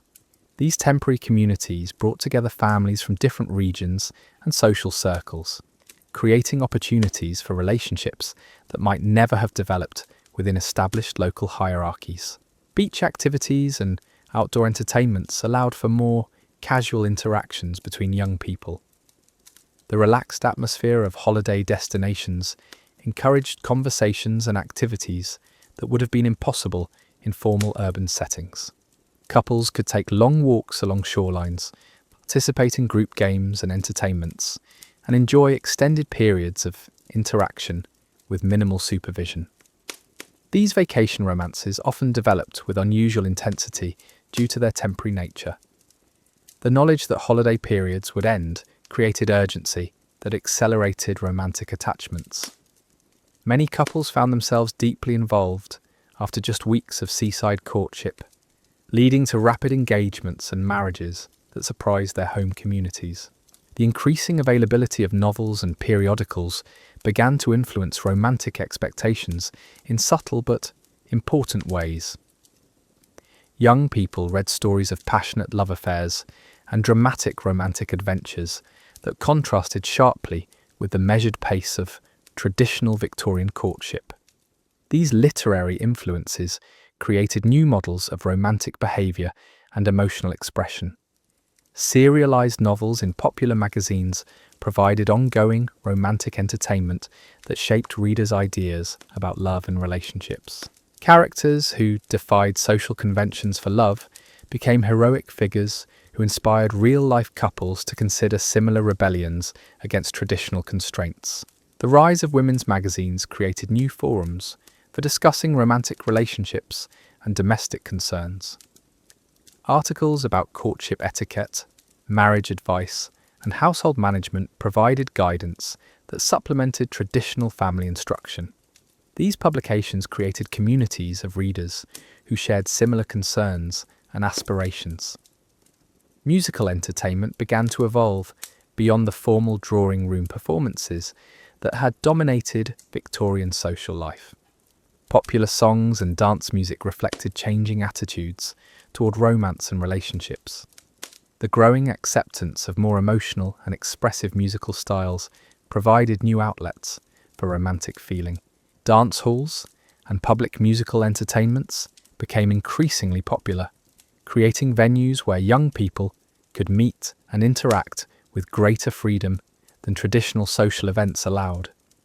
These commercial entertainment spaces operated according to different social rules that permitted more spontaneous and egalitarian interactions. The emergence of professional matchmaking services reflected changing attitudes toward romantic relationships and marriage arrangements. These commercial enterprises offered systematic approaches to introducing compatible individuals, combining traditional concerns about social and financial compatibility with more modern ideas about personal choice and romantic attraction. Employment opportunities for women began to expand beyond domestic service and teaching, creating new social dynamics that affected courtship patterns. Young women working in offices, shops, and factories encountered potential suitors in professional settings that operated outside traditional family supervision. These workplace interactions created relationships based on shared daily experiences and professional cooperation. Couples who worked together developed understanding of each other's characters and capabilities that differed from the careful performances of traditional courtship. They saw each other during routine activities, stressful situations, and unguarded moments that revealed personality traits invisible during formal social interactions. The growing acceptance of delayed marriage allowed couples to develop longer courtships without facing social pressure to formalize their relationships quickly. Young people increasingly expected to establish themselves professionally before marrying, creating extended periods of romantic attachment that differed from earlier patterns. These longer courtships allowed for deeper emotional connections and more thorough character evaluation. Couples had opportunities to experience each other through various life circumstances, seasonal changes, and personal challenges that revealed compatibility factors invisible during shorter acquaintanceships. Transportation improvements made long-distance courtships more feasible and manageable. Railroad networks connected communities that had previously been isolated, allowing couples to maintain relationships across greater geographical distances. The reliability and speed of rail travel made regular visits possible for couples separated by work or family obligations. These transportation advances also facilitated family visits that allowed extended evaluation of potential spouses within their home environments. A suitor could travel to spend extended periods with his beloved's family, providing opportunities for thorough character assessment that brief local visits couldn't offer. The increasing availability of consumer goods created new gift-giving opportunities that reflected changing economic conditions and social values. Mass-produced items made previously luxury goods accessible to broader social classes, allowing couples of modest means to exchange presents that would have been impossible for earlier generations.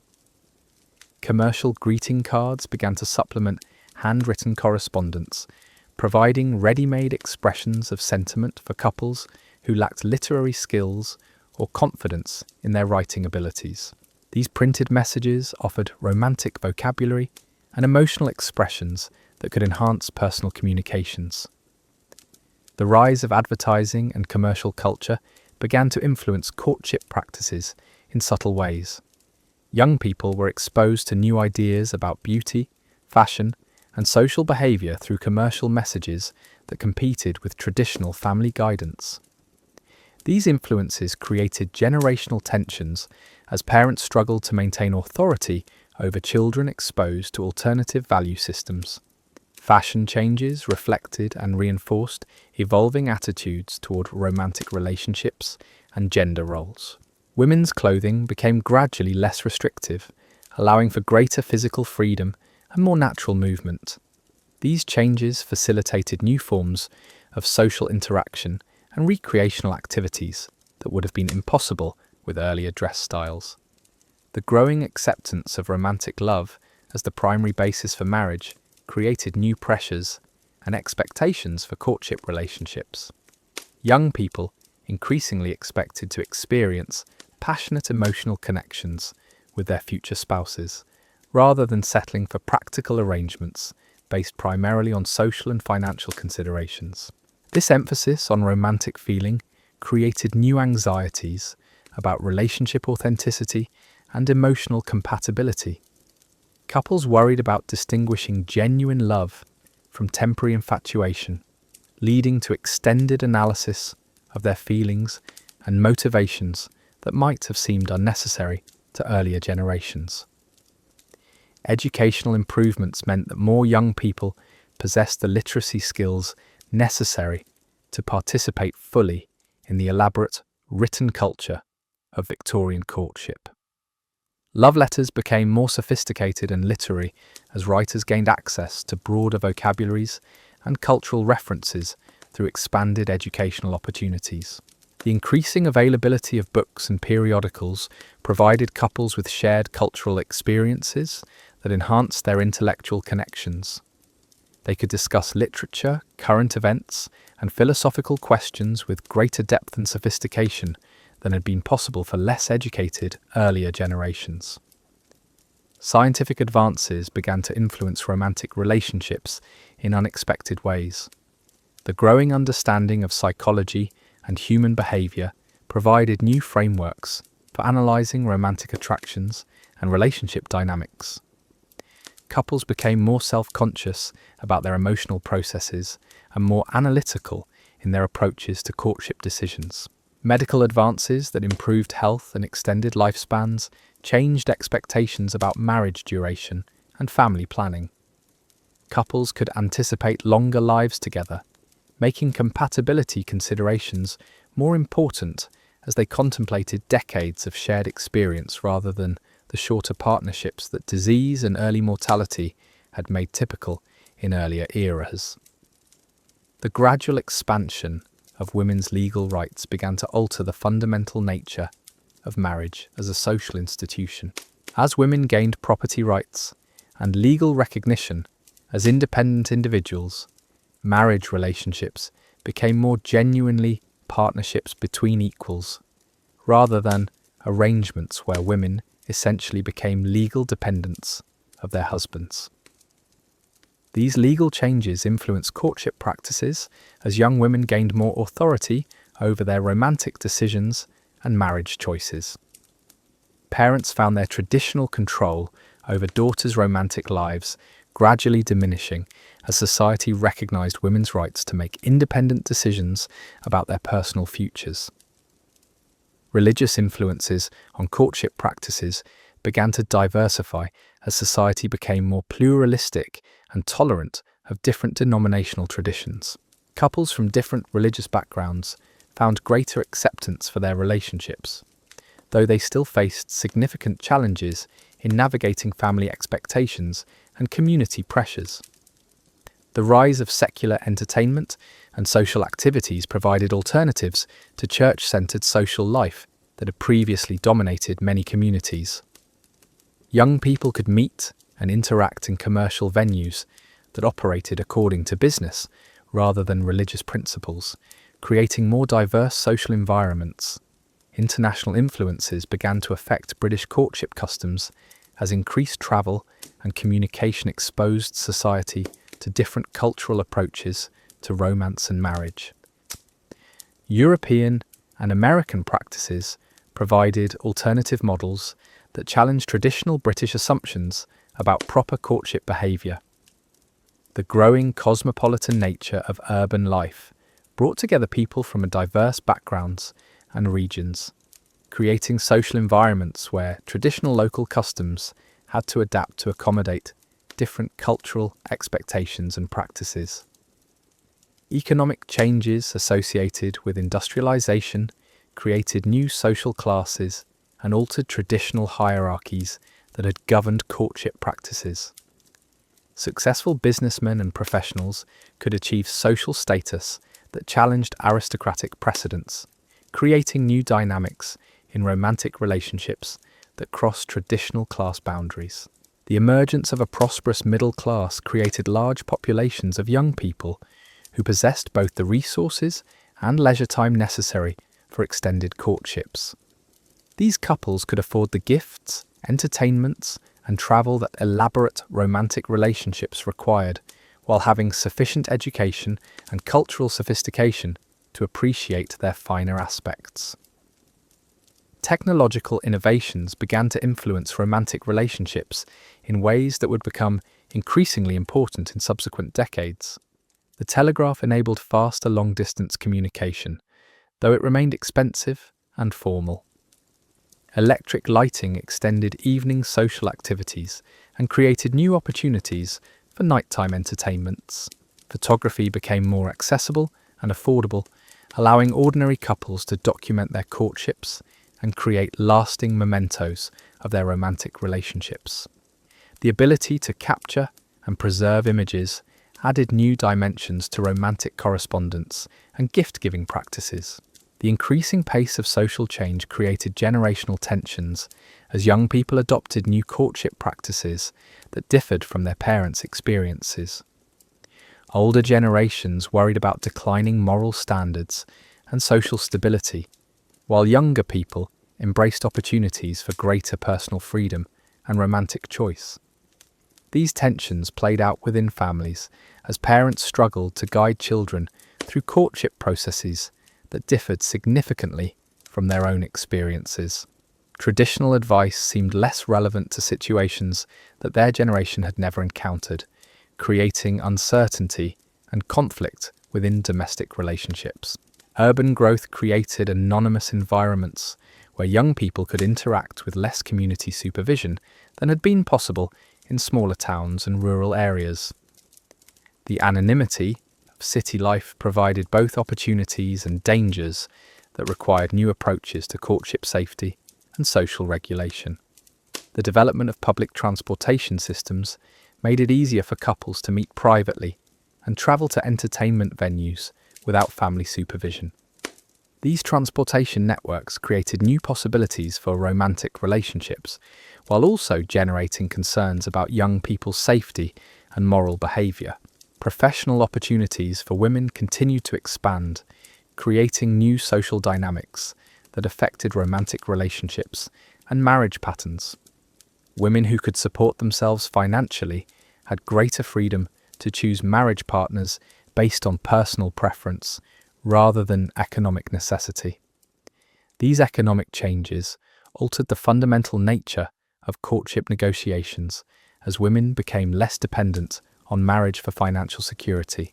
Suitors could no longer rely solely on their ability to provide economic support, but had to offer emotional compatibility and personal attraction to win their beloved's affections. The rise of consumer culture began to influence romantic relationships as couples gained access to new forms of entertainment, fashion, and lifestyle choices. Shopping together became a new form of courtship activity, while the availability of fashionable goods created new ways to express personal taste and social status. Commercial entertainment venues provided new settings for romantic encounters that operated according to business rather than family principles. Dance halls, theatres, and restaurants created public spaces where couples could interact with greater freedom than traditional domestic environments allowed.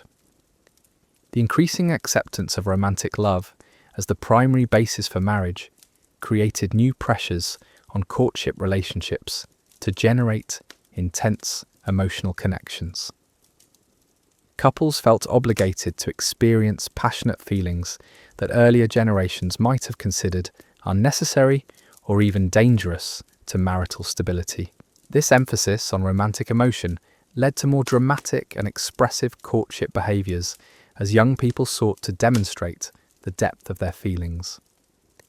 Traditional restraint and measured progress gave way to more emotional displays and accelerated relationship development. The gradual relaxation of social supervision allowed couples to spend more time alone together, creating opportunities for deeper emotional intimacy and personal revelation. These private moments enabled relationships to develop along more natural lines rather than following the carefully orchestrated patterns of traditional courtship. The increasing importance of personal compatibility in marriage selection led to more extensive courtship periods as couples sought to evaluate their long-term potential for happiness together. This emphasis on relationship quality over social convenience created new standards for romantic success. Education for women continued to expand, creating more intellectually sophisticated potential partners who expected meaningful conversation and shared cultural interests from their suitors. Gentlemen had to develop broader knowledge and cultural appreciation to attract and maintain relationships with increasingly educated ladies. The rise of women's rights movements began to influence romantic relationships as ladies gained awareness of their legal and social position within marriage. Courtship conversations increasingly included discussions of women's roles, domestic arrangements, and the distribution of authority within marriage relationships.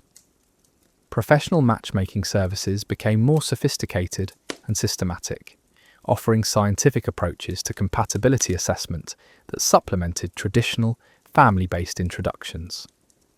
These services reflected growing faith in rational analysis and systematic evaluation of relationship potential. The increasing diversity of urban populations created opportunities for relationships that crossed traditional, social, religious, and ethnic boundaries. These diverse romantic attachments challenged established assumptions about appropriate marriage partners and social compatibility. As the Victorian era drew to its close, the elaborate system of courtship that had governed romantic relationships for decades faced increasing pressure from social, economic, and technological changes.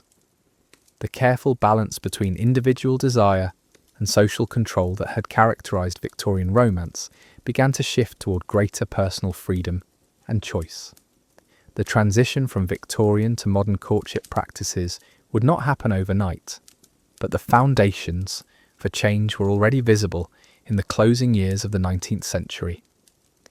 Young people who had learned to communicate through meaningful glances and coded messages would soon discover new forms of romantic expression that their grandparents could never have imagined. The legacy of Victorian courtship would persist in modified forms, influencing romantic ideals and relationship expectations well into the 20th century.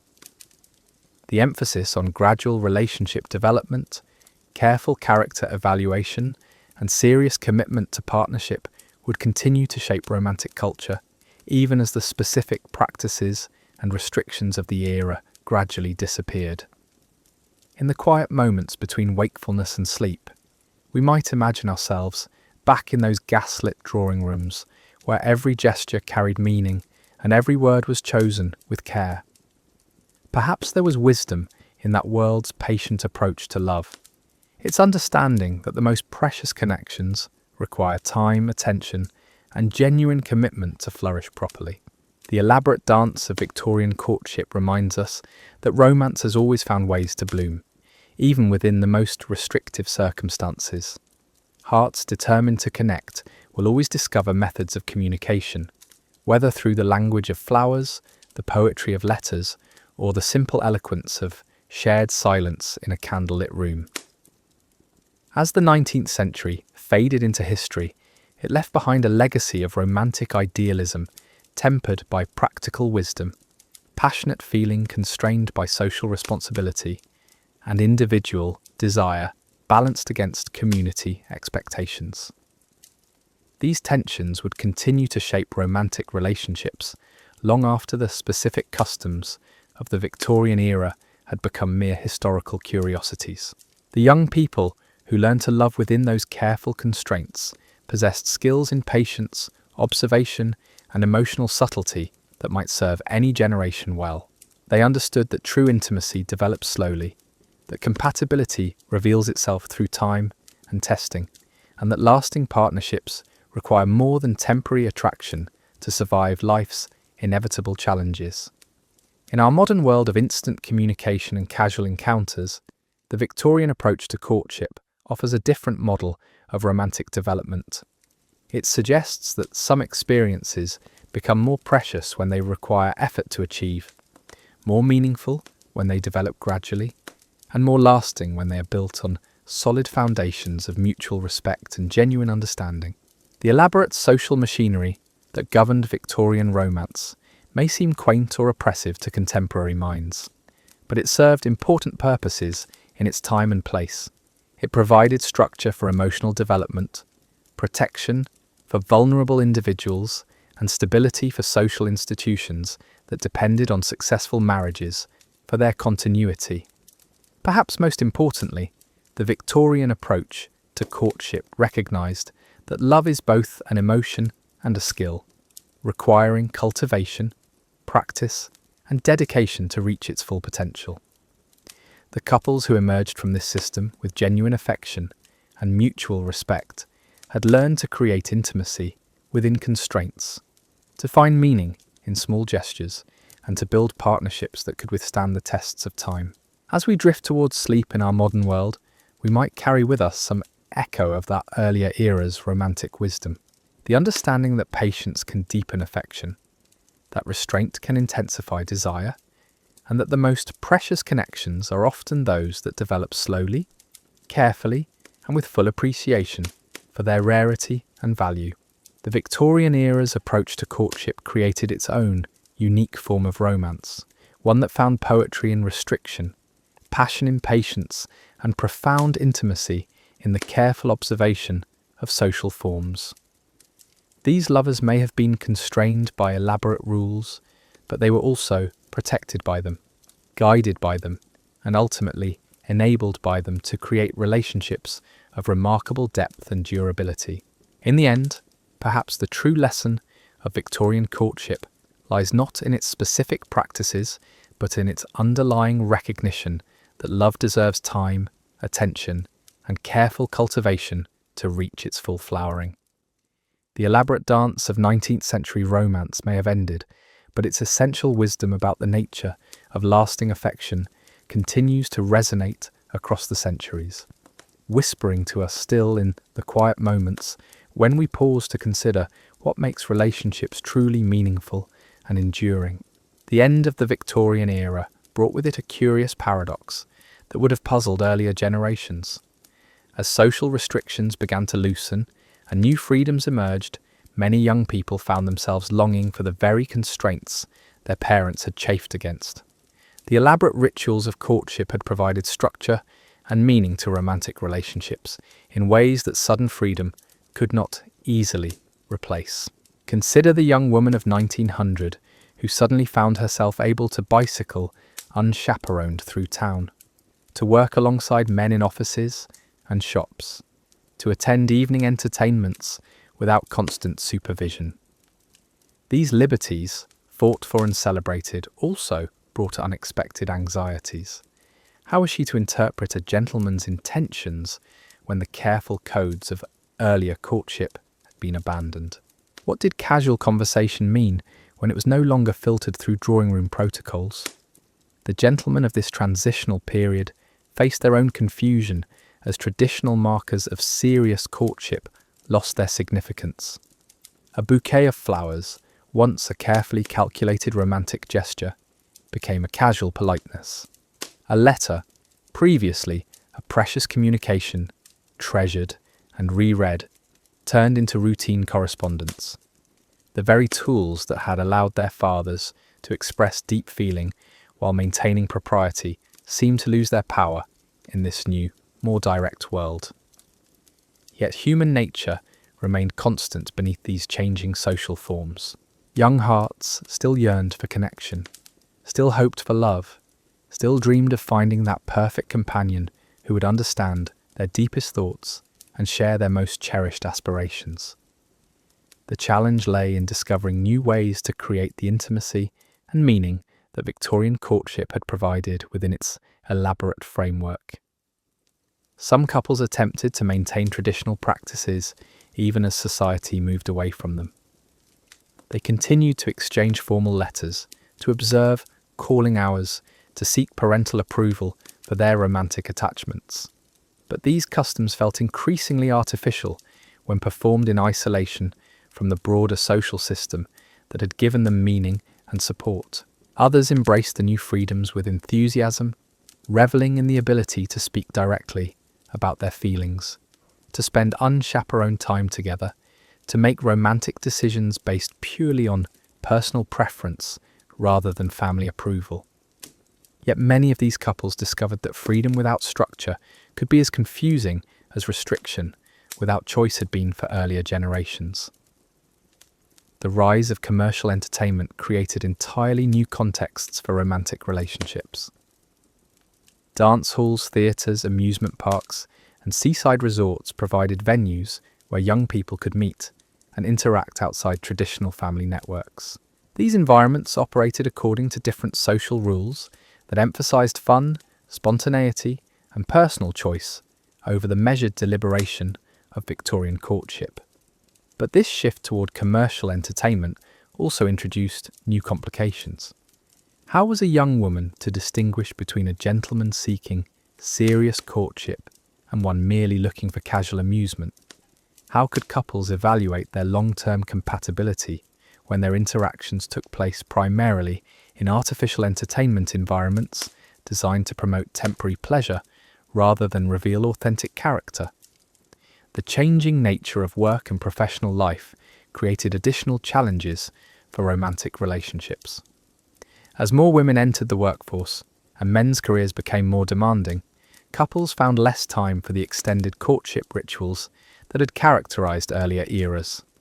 The leisurely pace of Victorian romance, with its afternoon calls and evening entertainments, seemed incompatible with the accelerating rhythm of modern life. Yet this same professional environment provided new opportunities for couples to observe each other in practical situations that revealed character traits invisible during formal social interactions. A woman could assess a gentleman's work habits, his treatment of subordinates, his response to pressure and disappointment. A man could observe a lady's intelligence, her problem-solving abilities, her grace under professional stress. These workplace courtships developed along different lines than their Victorian predecessors. They were built on shared daily experiences rather than carefully orchestrated social encounters. Couples learned to communicate through casual conversation rather than coded messages. They evaluated compatibility through collaborative work rather than formal accomplishments, demonstrated in drawing rooms. The increasing availability of mass-produced consumer goods created new vocabularies for romantic expression. Couples could choose from commercially manufactured greeting cards rather than composing their own literary declarations. They could purchase fashionable gifts rather than creating handmade tokens of affection. They could buy tickets to professional entertainments rather than organising domestic musical evenings. These commercial alternatives offered convenience and accessibility, but also raised questions about authenticity and personal investment. Did a store-bought Valentine carry the same emotional weight as a hand-copied poem? Could a mass-produced gift express the same thoughtfulness as a carefully crafted personal creation? These concerns reflected deeper anxieties about whether modern courtship could achieve the emotional depth and meaning of its Victorian predecessors. Photography continued to evolve as an important element in romantic relationships, but its increasing accessibility changed its significance. What had once been precious and rare portraits, carefully posed and treasured, became casual snapshots that documented everyday moments rather than formal romantic milestones. This democratization of image-making created new possibilities for romantic expression, while diminishing the special significance that formal portraits had once carried. The rise of popular magazines and newspapers created new forms of romantic culture that influenced courtship practices across social classes. Advice columns provided guidance for navigating romantic relationships without traditional family supervision. Serialized romance stories created new models of romantic behavior and emotional expression. Fashion magazines promoted beauty standards and social practices that shaped how young people presented themselves in romantic contexts. These mass media influences created both opportunities and challenges for romantic relationships. They provided information and guidance that could supplement traditional family instruction, but they also promoted standardized approaches to romance that might not suit individual temperaments and circumstances. The tension between following popular trends and maintaining personal authenticity became a new source of anxiety for couples navigating modern courtship. The gradual acceptance of divorce as a legal and social possibility began to influence how couples approached marriage decisions. While divorce remained difficult and socially stigmatized, its mere availability changed the psychological framework within which romantic relationships developed. The knowledge that marriage was no longer absolutely permanent created both greater freedom and greater uncertainty in courtship relationships. This shift required couples to evaluate their compatibility more thoroughly, since they could no longer rely entirely on social pressure and legal constraints to maintain their marriages. The emphasis moved toward finding genuine emotional and intellectual compatibility, rather than simply achieving socially acceptable matches. This change placed greater responsibility on individuals to understand their own needs and preferences while accurately assessing their potential partner's characters and long-term prospects. The increasing importance of romantic love as the primary basis for marriage created new pressures on courtship relationships to generate intense emotional connections. Couples felt obligated to experience passionate feelings that earlier generations might have considered unnecessary or even dangerous to marital stability. This expectation led to more dramatic and expressive courtship behaviours as young people sought to demonstrate the depth of their romantic attachments. Yet this emphasis on intense emotion also created new anxieties about relationship authenticity and durability. How could couples distinguish between genuine love and temporary infatuation? How long should courtship continue to ensure that initial attraction would develop into lasting affection? These questions had no clear answers and required individual judgment that could determine lifetime happiness or misery. The expansion of educational opportunities for women created more intellectually sophisticated potential partners who expected meaningful conversation and shared cultural interests from their suitors. Gentlemen had to develop broader knowledge and cultural appreciation to attract and maintain relationships with increasingly educated ladies. This intellectual dimension added depth to romantic relationships, while also creating new forms of compatibility assessment. Educational improvements also meant that more couples possessed the literacy and cultural knowledge necessary to participate fully in written romantic culture. Love letters became more sophisticated and literary as writers gained access to broader vocabularies and cultural references. Couples could discuss books, ideas, and philosophical questions with greater depth than had been possible for less educated earlier generations. The growing acceptance of women's rights and professional aspirations began to influence romantic relationships as ladies gained awareness of their legal and social position within marriage. Courtship conversations increasingly included discussions of women's roles, domestic arrangements, and the distribution of authority within marriage relationships. These negotiations required new forms of romantic diplomacy as couples sought to balance traditional expectations with evolving ideas about gender equality. The rise of urban living created anonymous environments where young people could interact with less community supervision than had been possible in smaller towns and rural areas. This anonymity provided both opportunities and challenges for romantic relationships. Couples gained privacy and freedom from social surveillance, but they also lost the community support and guidance that had helped previous generations navigate courtship successfully. City life also created more diverse social environments where young people encountered potential partners from different backgrounds, regions, and social classes. These diverse romantic possibilities challenged traditional assumptions about appropriate matches while creating new opportunities for relationships based purely on personal attraction and compatibility rather than social convenience.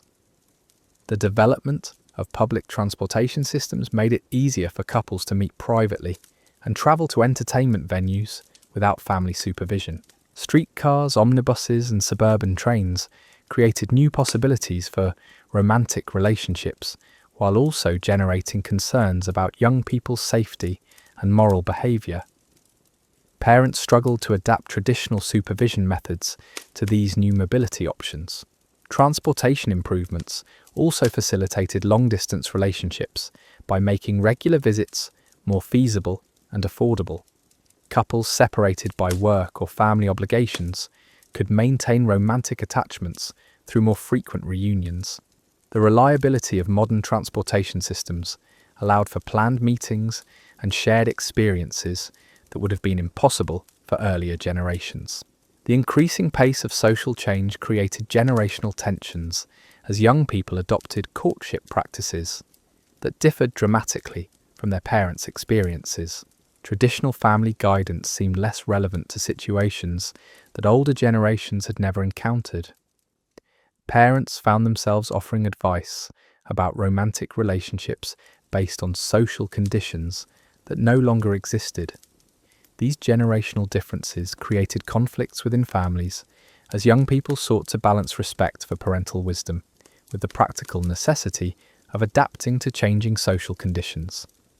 The rapid pace of change meant that each generation faced romantic challenges that their parents had not experienced, requiring new forms of individual judgment and decision-making. Professional matchmaking services became more sophisticated and systematic, offering scientific approaches to compatibility assessment that promised to improve upon traditional family-based introductions. These commercial services reflected growing faith in rational analysis and systematic evaluation of relationship potential, but they also raised questions about whether romantic compatibility could be scientifically determined. The emergence of psychology as a recognized field began to influence how people thought about romantic relationships and marriage compatibility. New ideas about personality, emotional development, and interpersonal dynamics provided frameworks for analyzing romantic attractions and relationship success. Couples became more self-conscious about their emotional processes and more analytical in their approaches to courtship decisions. Medical advances that improved health and extended lifespans changed expectations about marriage duration and family planning. Couples could anticipate longer lives together, making compatibility considerations more important as they contemplated decades of shared experience rather than the shorter partnerships that disease and early mortality had made typical in earlier eras. The gradual expansion of women's legal rights continued to alter the fundamental nature of marriage as a social institution. As women gained property rights and legal recognition as independent individuals, marriage relationships became more genuinely partnerships between equals rather than arrangements where women essentially became legal dependents of their husbands. These legal changes influenced courtship practices as young women gained more authority over their romantic decisions and marriage choices. The traditional system of paternal approval and family negotiation gradually gave way to more individual decision-making, though social pressures and economic considerations continued to influence romantic choices significantly. Religious influences on courtship practices began to diversify as society became more pluralistic and tolerant of different denominational traditions. Couples from different religious backgrounds found greater acceptance for their relationships, though they still faced significant challenges in navigating family expectations and community pressures. The rise of secular entertainment and social activities provided alternatives to church-centered social life that had previously dominated many communities. Young people could meet and interact in commercial venues that operated according to business rather than religious principles, creating more diverse social environments with different moral and behavioural expectations. International influences continued to affect British courtship customs as increased travel and communication exposed society to different cultural approaches to romance and marriage. European and American practices provided alternative models that challenged traditional British assumptions about proper courtship behaviour and appropriate relationship patterns. The growing cosmopolitan nature of urban life brought together people from diverse backgrounds and regions, creating social environments where traditional local customs had to adapt to accommodate different cultural expectations and practices. This cultural mixing created both opportunities for new forms of romantic expression and confusion about appropriate social behaviour. Economic prosperity among the expanding middle classes created larger populations of young people who possessed both the resources and leisure time necessary for elaborate courtship rituals. These couples could afford the entertainment, travel, and material expressions of affection that modern romance required, while having sufficient education and cultural sophistication to appreciate its finer aspects. The emergence of consumer culture began to influence romantic relationships as couples gained access to new forms of entertainment, fashion, and lifestyle choices. Shopping together became a new form of courtship activity, while the availability of fashionable goods created new ways to express personal taste and social status within romantic relationships. Commercial entertainment venues provided new settings for romantic encounters that operated according to business and a rather than family principles. Dance halls, theatres, restaurants, amusement parks created public spaces where couples could interact with greater freedom than traditional domestic environments allowed, but also with less guidance and protection. The increasing acceptance of romantic love as the primary basis for marriage created new pressures on courtship relationships to generate intense emotional connections. Traditional concerns about social compatibility and financial security remained important, but they were increasingly balanced against expectations of passionate romantic attachment and personal fulfillment. This emphasis on romantic emotion led to more expressive courtship behaviours as young people sought to demonstrate the authenticity and depth of their feelings. The restrained communication patterns of Victorian courtship gave way to more direct emotional expression, though many couples continued to struggle with finding appropriate ways to balance passion with propriety. The gradual relaxation of social supervision allowed couples to spend more private time together, creating opportunities for deeper emotional intimacy and personal revelation. These private moments enabled relationships to develop along more natural lines rather than following the carefully orchestrated patterns of traditional courtship, but they also required new forms of self-discipline and moral guidance. As the 20th century approached, the elaborate system of Victorian courtship found itself increasingly challenged by social, economic, and technological forces that demanded new approaches to romantic relationships. The careful balance between individual desire and social control that had characterized 19th century romance began to shift decisively toward greater personal freedom and choice. Young people who had been raised according to Victorian principles found themselves navigating a social landscape that their parents could barely recognize. The skills that had served earlier generations well in their romantic pursuits seemed increasingly irrelevant to modern conditions. New forms of courtship required different talents, different knowledge, and different approaches to human relationships. Yet the fundamental human needs that Victorian courtship had addressed remained constant across these changing circumstances. Young people still sought meaningful connections with compatible partners. They still needed guidance in evaluating character and assessing long-term relationship potential. They still hoped to create marriages that would provide emotional satisfaction and practical stability throughout their adult lives. The challenge facing this transitional generation lay in discovering new methods for achieving these timeless goals within rapidly changing social conditions. They had to create new forms of romantic culture that could provide the meaning, structure, and guidance that traditional courtship had offered, while adapting to the freedoms and opportunities that modern life presented. The legacy of Victorian courtship would continue to influence romantic relationships long after its specific practices had been abandoned. The emphasis on gradual relationship development, careful character evaluation, and serious commitment to partnership would persist in modified forms, shaping romantic ideals and relationship expectations well into the modern era. In quiet moments, as evening shadows lengthen and the day's activities fade into memory, we might still sense something of that earlier era's romantic wisdom. The understanding that lasting love requires patience to develop, that true compatibility reveals itself through time and testing, and that the most meaningful relationships are often those built slowly, carefully, and with full appreciation for their precious rarity. The elaborate dance of Victorian courtship may have ended, but its essential insights about human nature and romantic attachment continue to whisper across the decades, reminding us that some truths about love transcend the particular social forms through which they find expression.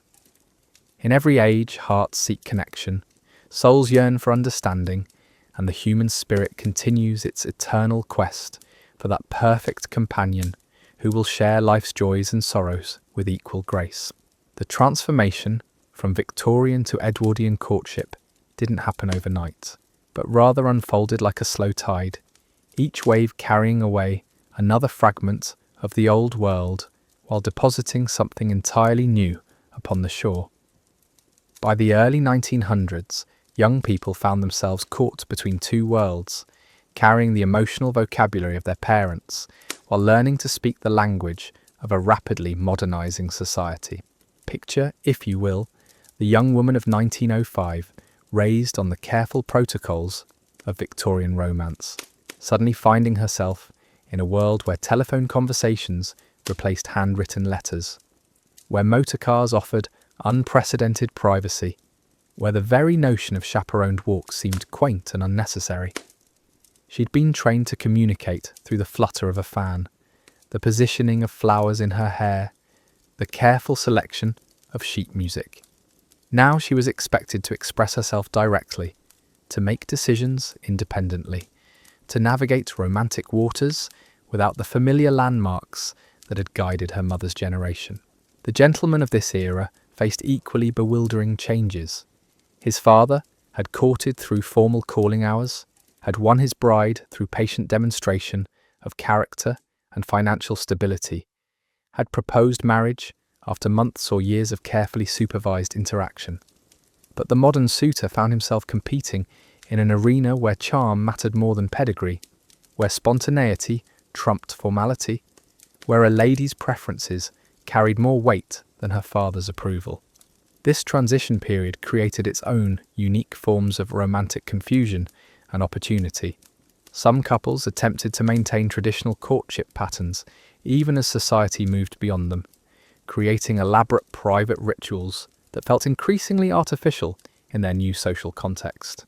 Others embraced change so completely that they lost the emotional depth and careful consideration that had characterized Victorian romance at its best. The department store emerged as an unexpected venue for modern courtship, offering young people opportunities to encounter each other in settings that were public enough to be respectable, yet informal enough to allow natural conversation. A gentleman might strike up a conversation with a lady while both examined the latest fashions or browsed through books. These chance encounters, impossible within the rigid introduction protocols of Victorian society, became the foundation for relationships that developed along entirely new lines. Shopping together became a courtship activity in its own right, allowing couples to learn about each other's tastes, values, and decision-making processes in ways that formal drawing room visits never could. How did a gentleman treat shop clerks? Did a lady show consideration for working people? Could they agree on aesthetic choices? These seemingly mundane interactions revealed character traits that months of supervised conversation might never have exposed. The rise of commercial photography studios created new opportunities for romantic expression and commemoration. Couples could have their portraits taken together, creating lasting mementos of their courtship that went beyond the formal individual photographs of the Victorian era. These shared images became tokens of affection that could be exchanged, displayed, and treasured in ways that previous generations, more formal photographic traditions, had not allowed. But this democratization of photography also changed its emotional significance. What had once been precious and rare became commonplace. The carefully posed formal portrait, with all its symbolic weight and ceremonial importance, gave way to casual snapshots that captured everyday moments rather than marking significant romantic milestones. Couples gained the ability to document their relationships more thoroughly, but perhaps lost something of the reverence and significance that earlier generations had attached to photographic commemoration. The telephone introduced revolutionary changes to romantic communication that would have astounded Victorian couples. Suddenly, voices could travel instantly across distances, creating opportunities for intimate conversation without the delays and formalities of written correspondence. A gentleman could speak directly to his beloved without waiting for calling hours or arranging formal visits. A lady could express her feelings in real time rather than crafting careful written responses over days or weeks. Yet this technological marvel also created new anxieties and social dilemmas. How long was it appropriate for unmarried couples to speak on the telephone? What topics were suitable for this new form of communication? Could families monitor telephone conversations as they had supervised written correspondence? Parents struggled to adapt traditional chaperoning methods to a technology that seemed designed to evade their oversight. The intimacy of voice contact created emotional connections that could develop more rapidly than traditional courtship patterns allowed. Couples who might have required months of formal visits to achieve a comfortable level of communication could now spend hours in conversation, learning about each other's thoughts, feelings, and personalities with unprecedented directness and depth. The bicycle revolution of the 1890s continued to influence courtship patterns well into the new century. Young women who had gained mobility and independence through cycling were reluctant to surrender these freedoms to traditional romantic constraints. They expected suitors who could appreciate their adventurous spirits and support their desires for continued activity and exploration. Bicycle courtship created its own romantic rituals and opportunities. Couples could plan cycling expeditions that took them far from familiar neighbourhoods and watchful family members. They could explore countryside destinations that would have been inaccessible through traditional transportation methods. The shared physical activity required cooperation and mutual support that revealed character traits invisible during sedentary social encounters. But cycling also challenged traditional gender roles and romantic expectations in ways that created tension within relationships and families. A lady who could maintain her own bicycle, navigate unfamiliar routes, and handle mechanical difficulties demonstrated independence that some gentlemen found threatening rather than attractive. The physical demands of cycling revealed aspects of female capability that Victorian romantic ideals had preferred to keep hidden. The emergence of cinema as popular entertainment created entirely new, shared experiences for courting couples. Going to the movies became a modern courtship activity that allowed young people to spend time together in darkened, relatively unsupervised environments while maintaining the appearance of propriety through public attendance at respectable entertainment. Movie theatres provided settings where couples could experience emotional stories together, sharing reactions to dramatic narratives that might inspire conversations about their own feelings and relationships. The films themselves often portrayed romantic relationships that differed dramatically from Victorian models, exposing audiences to alternative approaches to courtship, marriage, and emotional expression. But cinema also created new forms of romantic fantasy and expectation that could complicate real relationships. The dramatic, passionate love affairs portrayed on screen set standards for romantic experience that ordinary courtships might struggle to match. Couples found themselves comparing their own relationships to fictional narratives designed for entertainment, rather than realistic portrayal of human relationships. The rise of professional women created new dynamics in romantic relationships, as ladies gained economic independence and professional identities beyond their roles as daughters, wives, and mothers. A woman who could support herself financially had greater freedom to choose marriage partners based on personal attraction and compatibility rather than economic necessity. These professional women brought different expectations to romantic relationships. They sought partners who could appreciate their career accomplishments and support their continued professional development. They expected marriages that would allow them to maintain their individual identities while creating shared domestic lives. These expectations required new forms of negotiation and compromise that previous generations had rarely needed to navigate.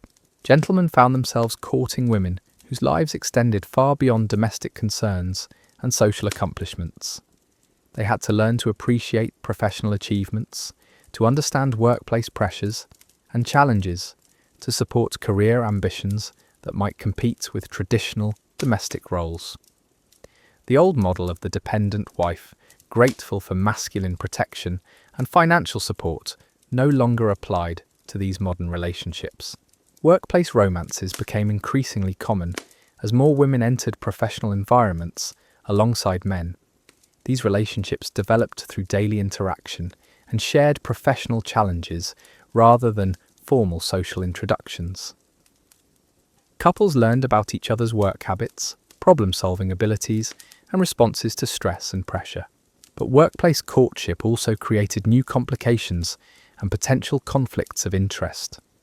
How could couples maintain professional relationships while developing personal attachments?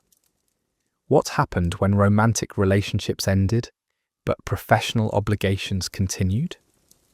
These questions had no precedence in Victorian courtship traditions and required new forms of social and professional etiquette. The expansion of higher education created opportunities for intellectual courtship that went beyond the accomplishment-based attractions of Victorian romance. University students could engage in serious academic discussions, debate philosophical questions, and share intellectual pursuits that revealed mental compatibility and shared values in ways that drawing room conversations never could. Educational courtship emphasized intellectual partnership and shared learning experiences. Couples studied together, attended lectures, participated in academic debates and discussions. These activities created bonds based on mental stimulation and intellectual respect that could provide strong foundations for lifelong partnerships. But educational environments also exposed young people to ideas and philosophies that might challenge traditional religious and social values. Couples who met in academic settings might develop relationships based on intellectual rebellion against conventional wisdom, creating potential conflicts with families and communities that held more traditional views. The increasing availability of consumer goods created new vocabularies for romantic expression, while also raising questions about the authenticity and meaning of commercially produced gifts and tokens. Mass-produced greeting cards, manufactured jewellery, and store-bought flowers offered convenient alternatives to handmade expressions of affection, but they lacked the personal investment and individual creativity that had characterised Victorian gift-giving. Young people struggled to find ways to express genuine feeling through commercial products designed for mass consumption. How could a store-bought valentine carry the same emotional weight as a hand-copied poem? Could manufactured jewellery express the same thoughtfulness as a carefully crafted personal creation? These concerns reflected deeper anxieties about whether modern courtship could achieve the emotional authenticity and personal meaning of earlier romantic traditions. The rise of advertising culture began to influence romantic expectations and behaviours in subtle but significant ways. Commercial messages promoted particular standards of beauty, fashion, and social behaviour that competed with traditional family guidance and personal judgment. Young people found themselves exposed to alternative value systems that emphasized consumption, appearance, and immediate gratification over the patience and character development that Victorian courtship had prized. Fashion changes reflected and reinforced evolving attitudes toward romantic relationships and personal expression. Women's clothing became gradually less restrictive, allowing for greater physical freedom and more natural movement. These changes facilitated new forms of social interaction and recreational activities, while also challenging traditional ideas about feminine modesty and appropriate behaviour. The increasing pace of urban life created pressures for faster relationship development and quicker decision-making. The leisurely rhythms of Victorian courtship seemed incompatible with modern work schedules and social expectations. Couples felt pressure to achieve in months what their parents' generation had taken years to accomplish. This acceleration of romantic relationships created new anxieties about making proper choices with insufficient information and evaluation time. How could couples assess long-term compatibility when their interactions took place primarily in brief encounters between demanding work and social schedules? The traditional period of extended observation and gradual character revelation seemed impossible within modern time constraints, and so we drift from drawing rooms and dance cards, from calling hours and chaperoned walks, into the quiet spaces where memory meets dream. The Victorian world of romance may have faded like gaslight into dawn, but its whispered lessons remain. Perhaps in our age of instant everything, there's something to be said for a time when hearts learned patience, when love letters were crafted like poetry, and when a single meaningful glance across a crowded ballroom could sustain a soul through winter's longest nights. Sweet dreams.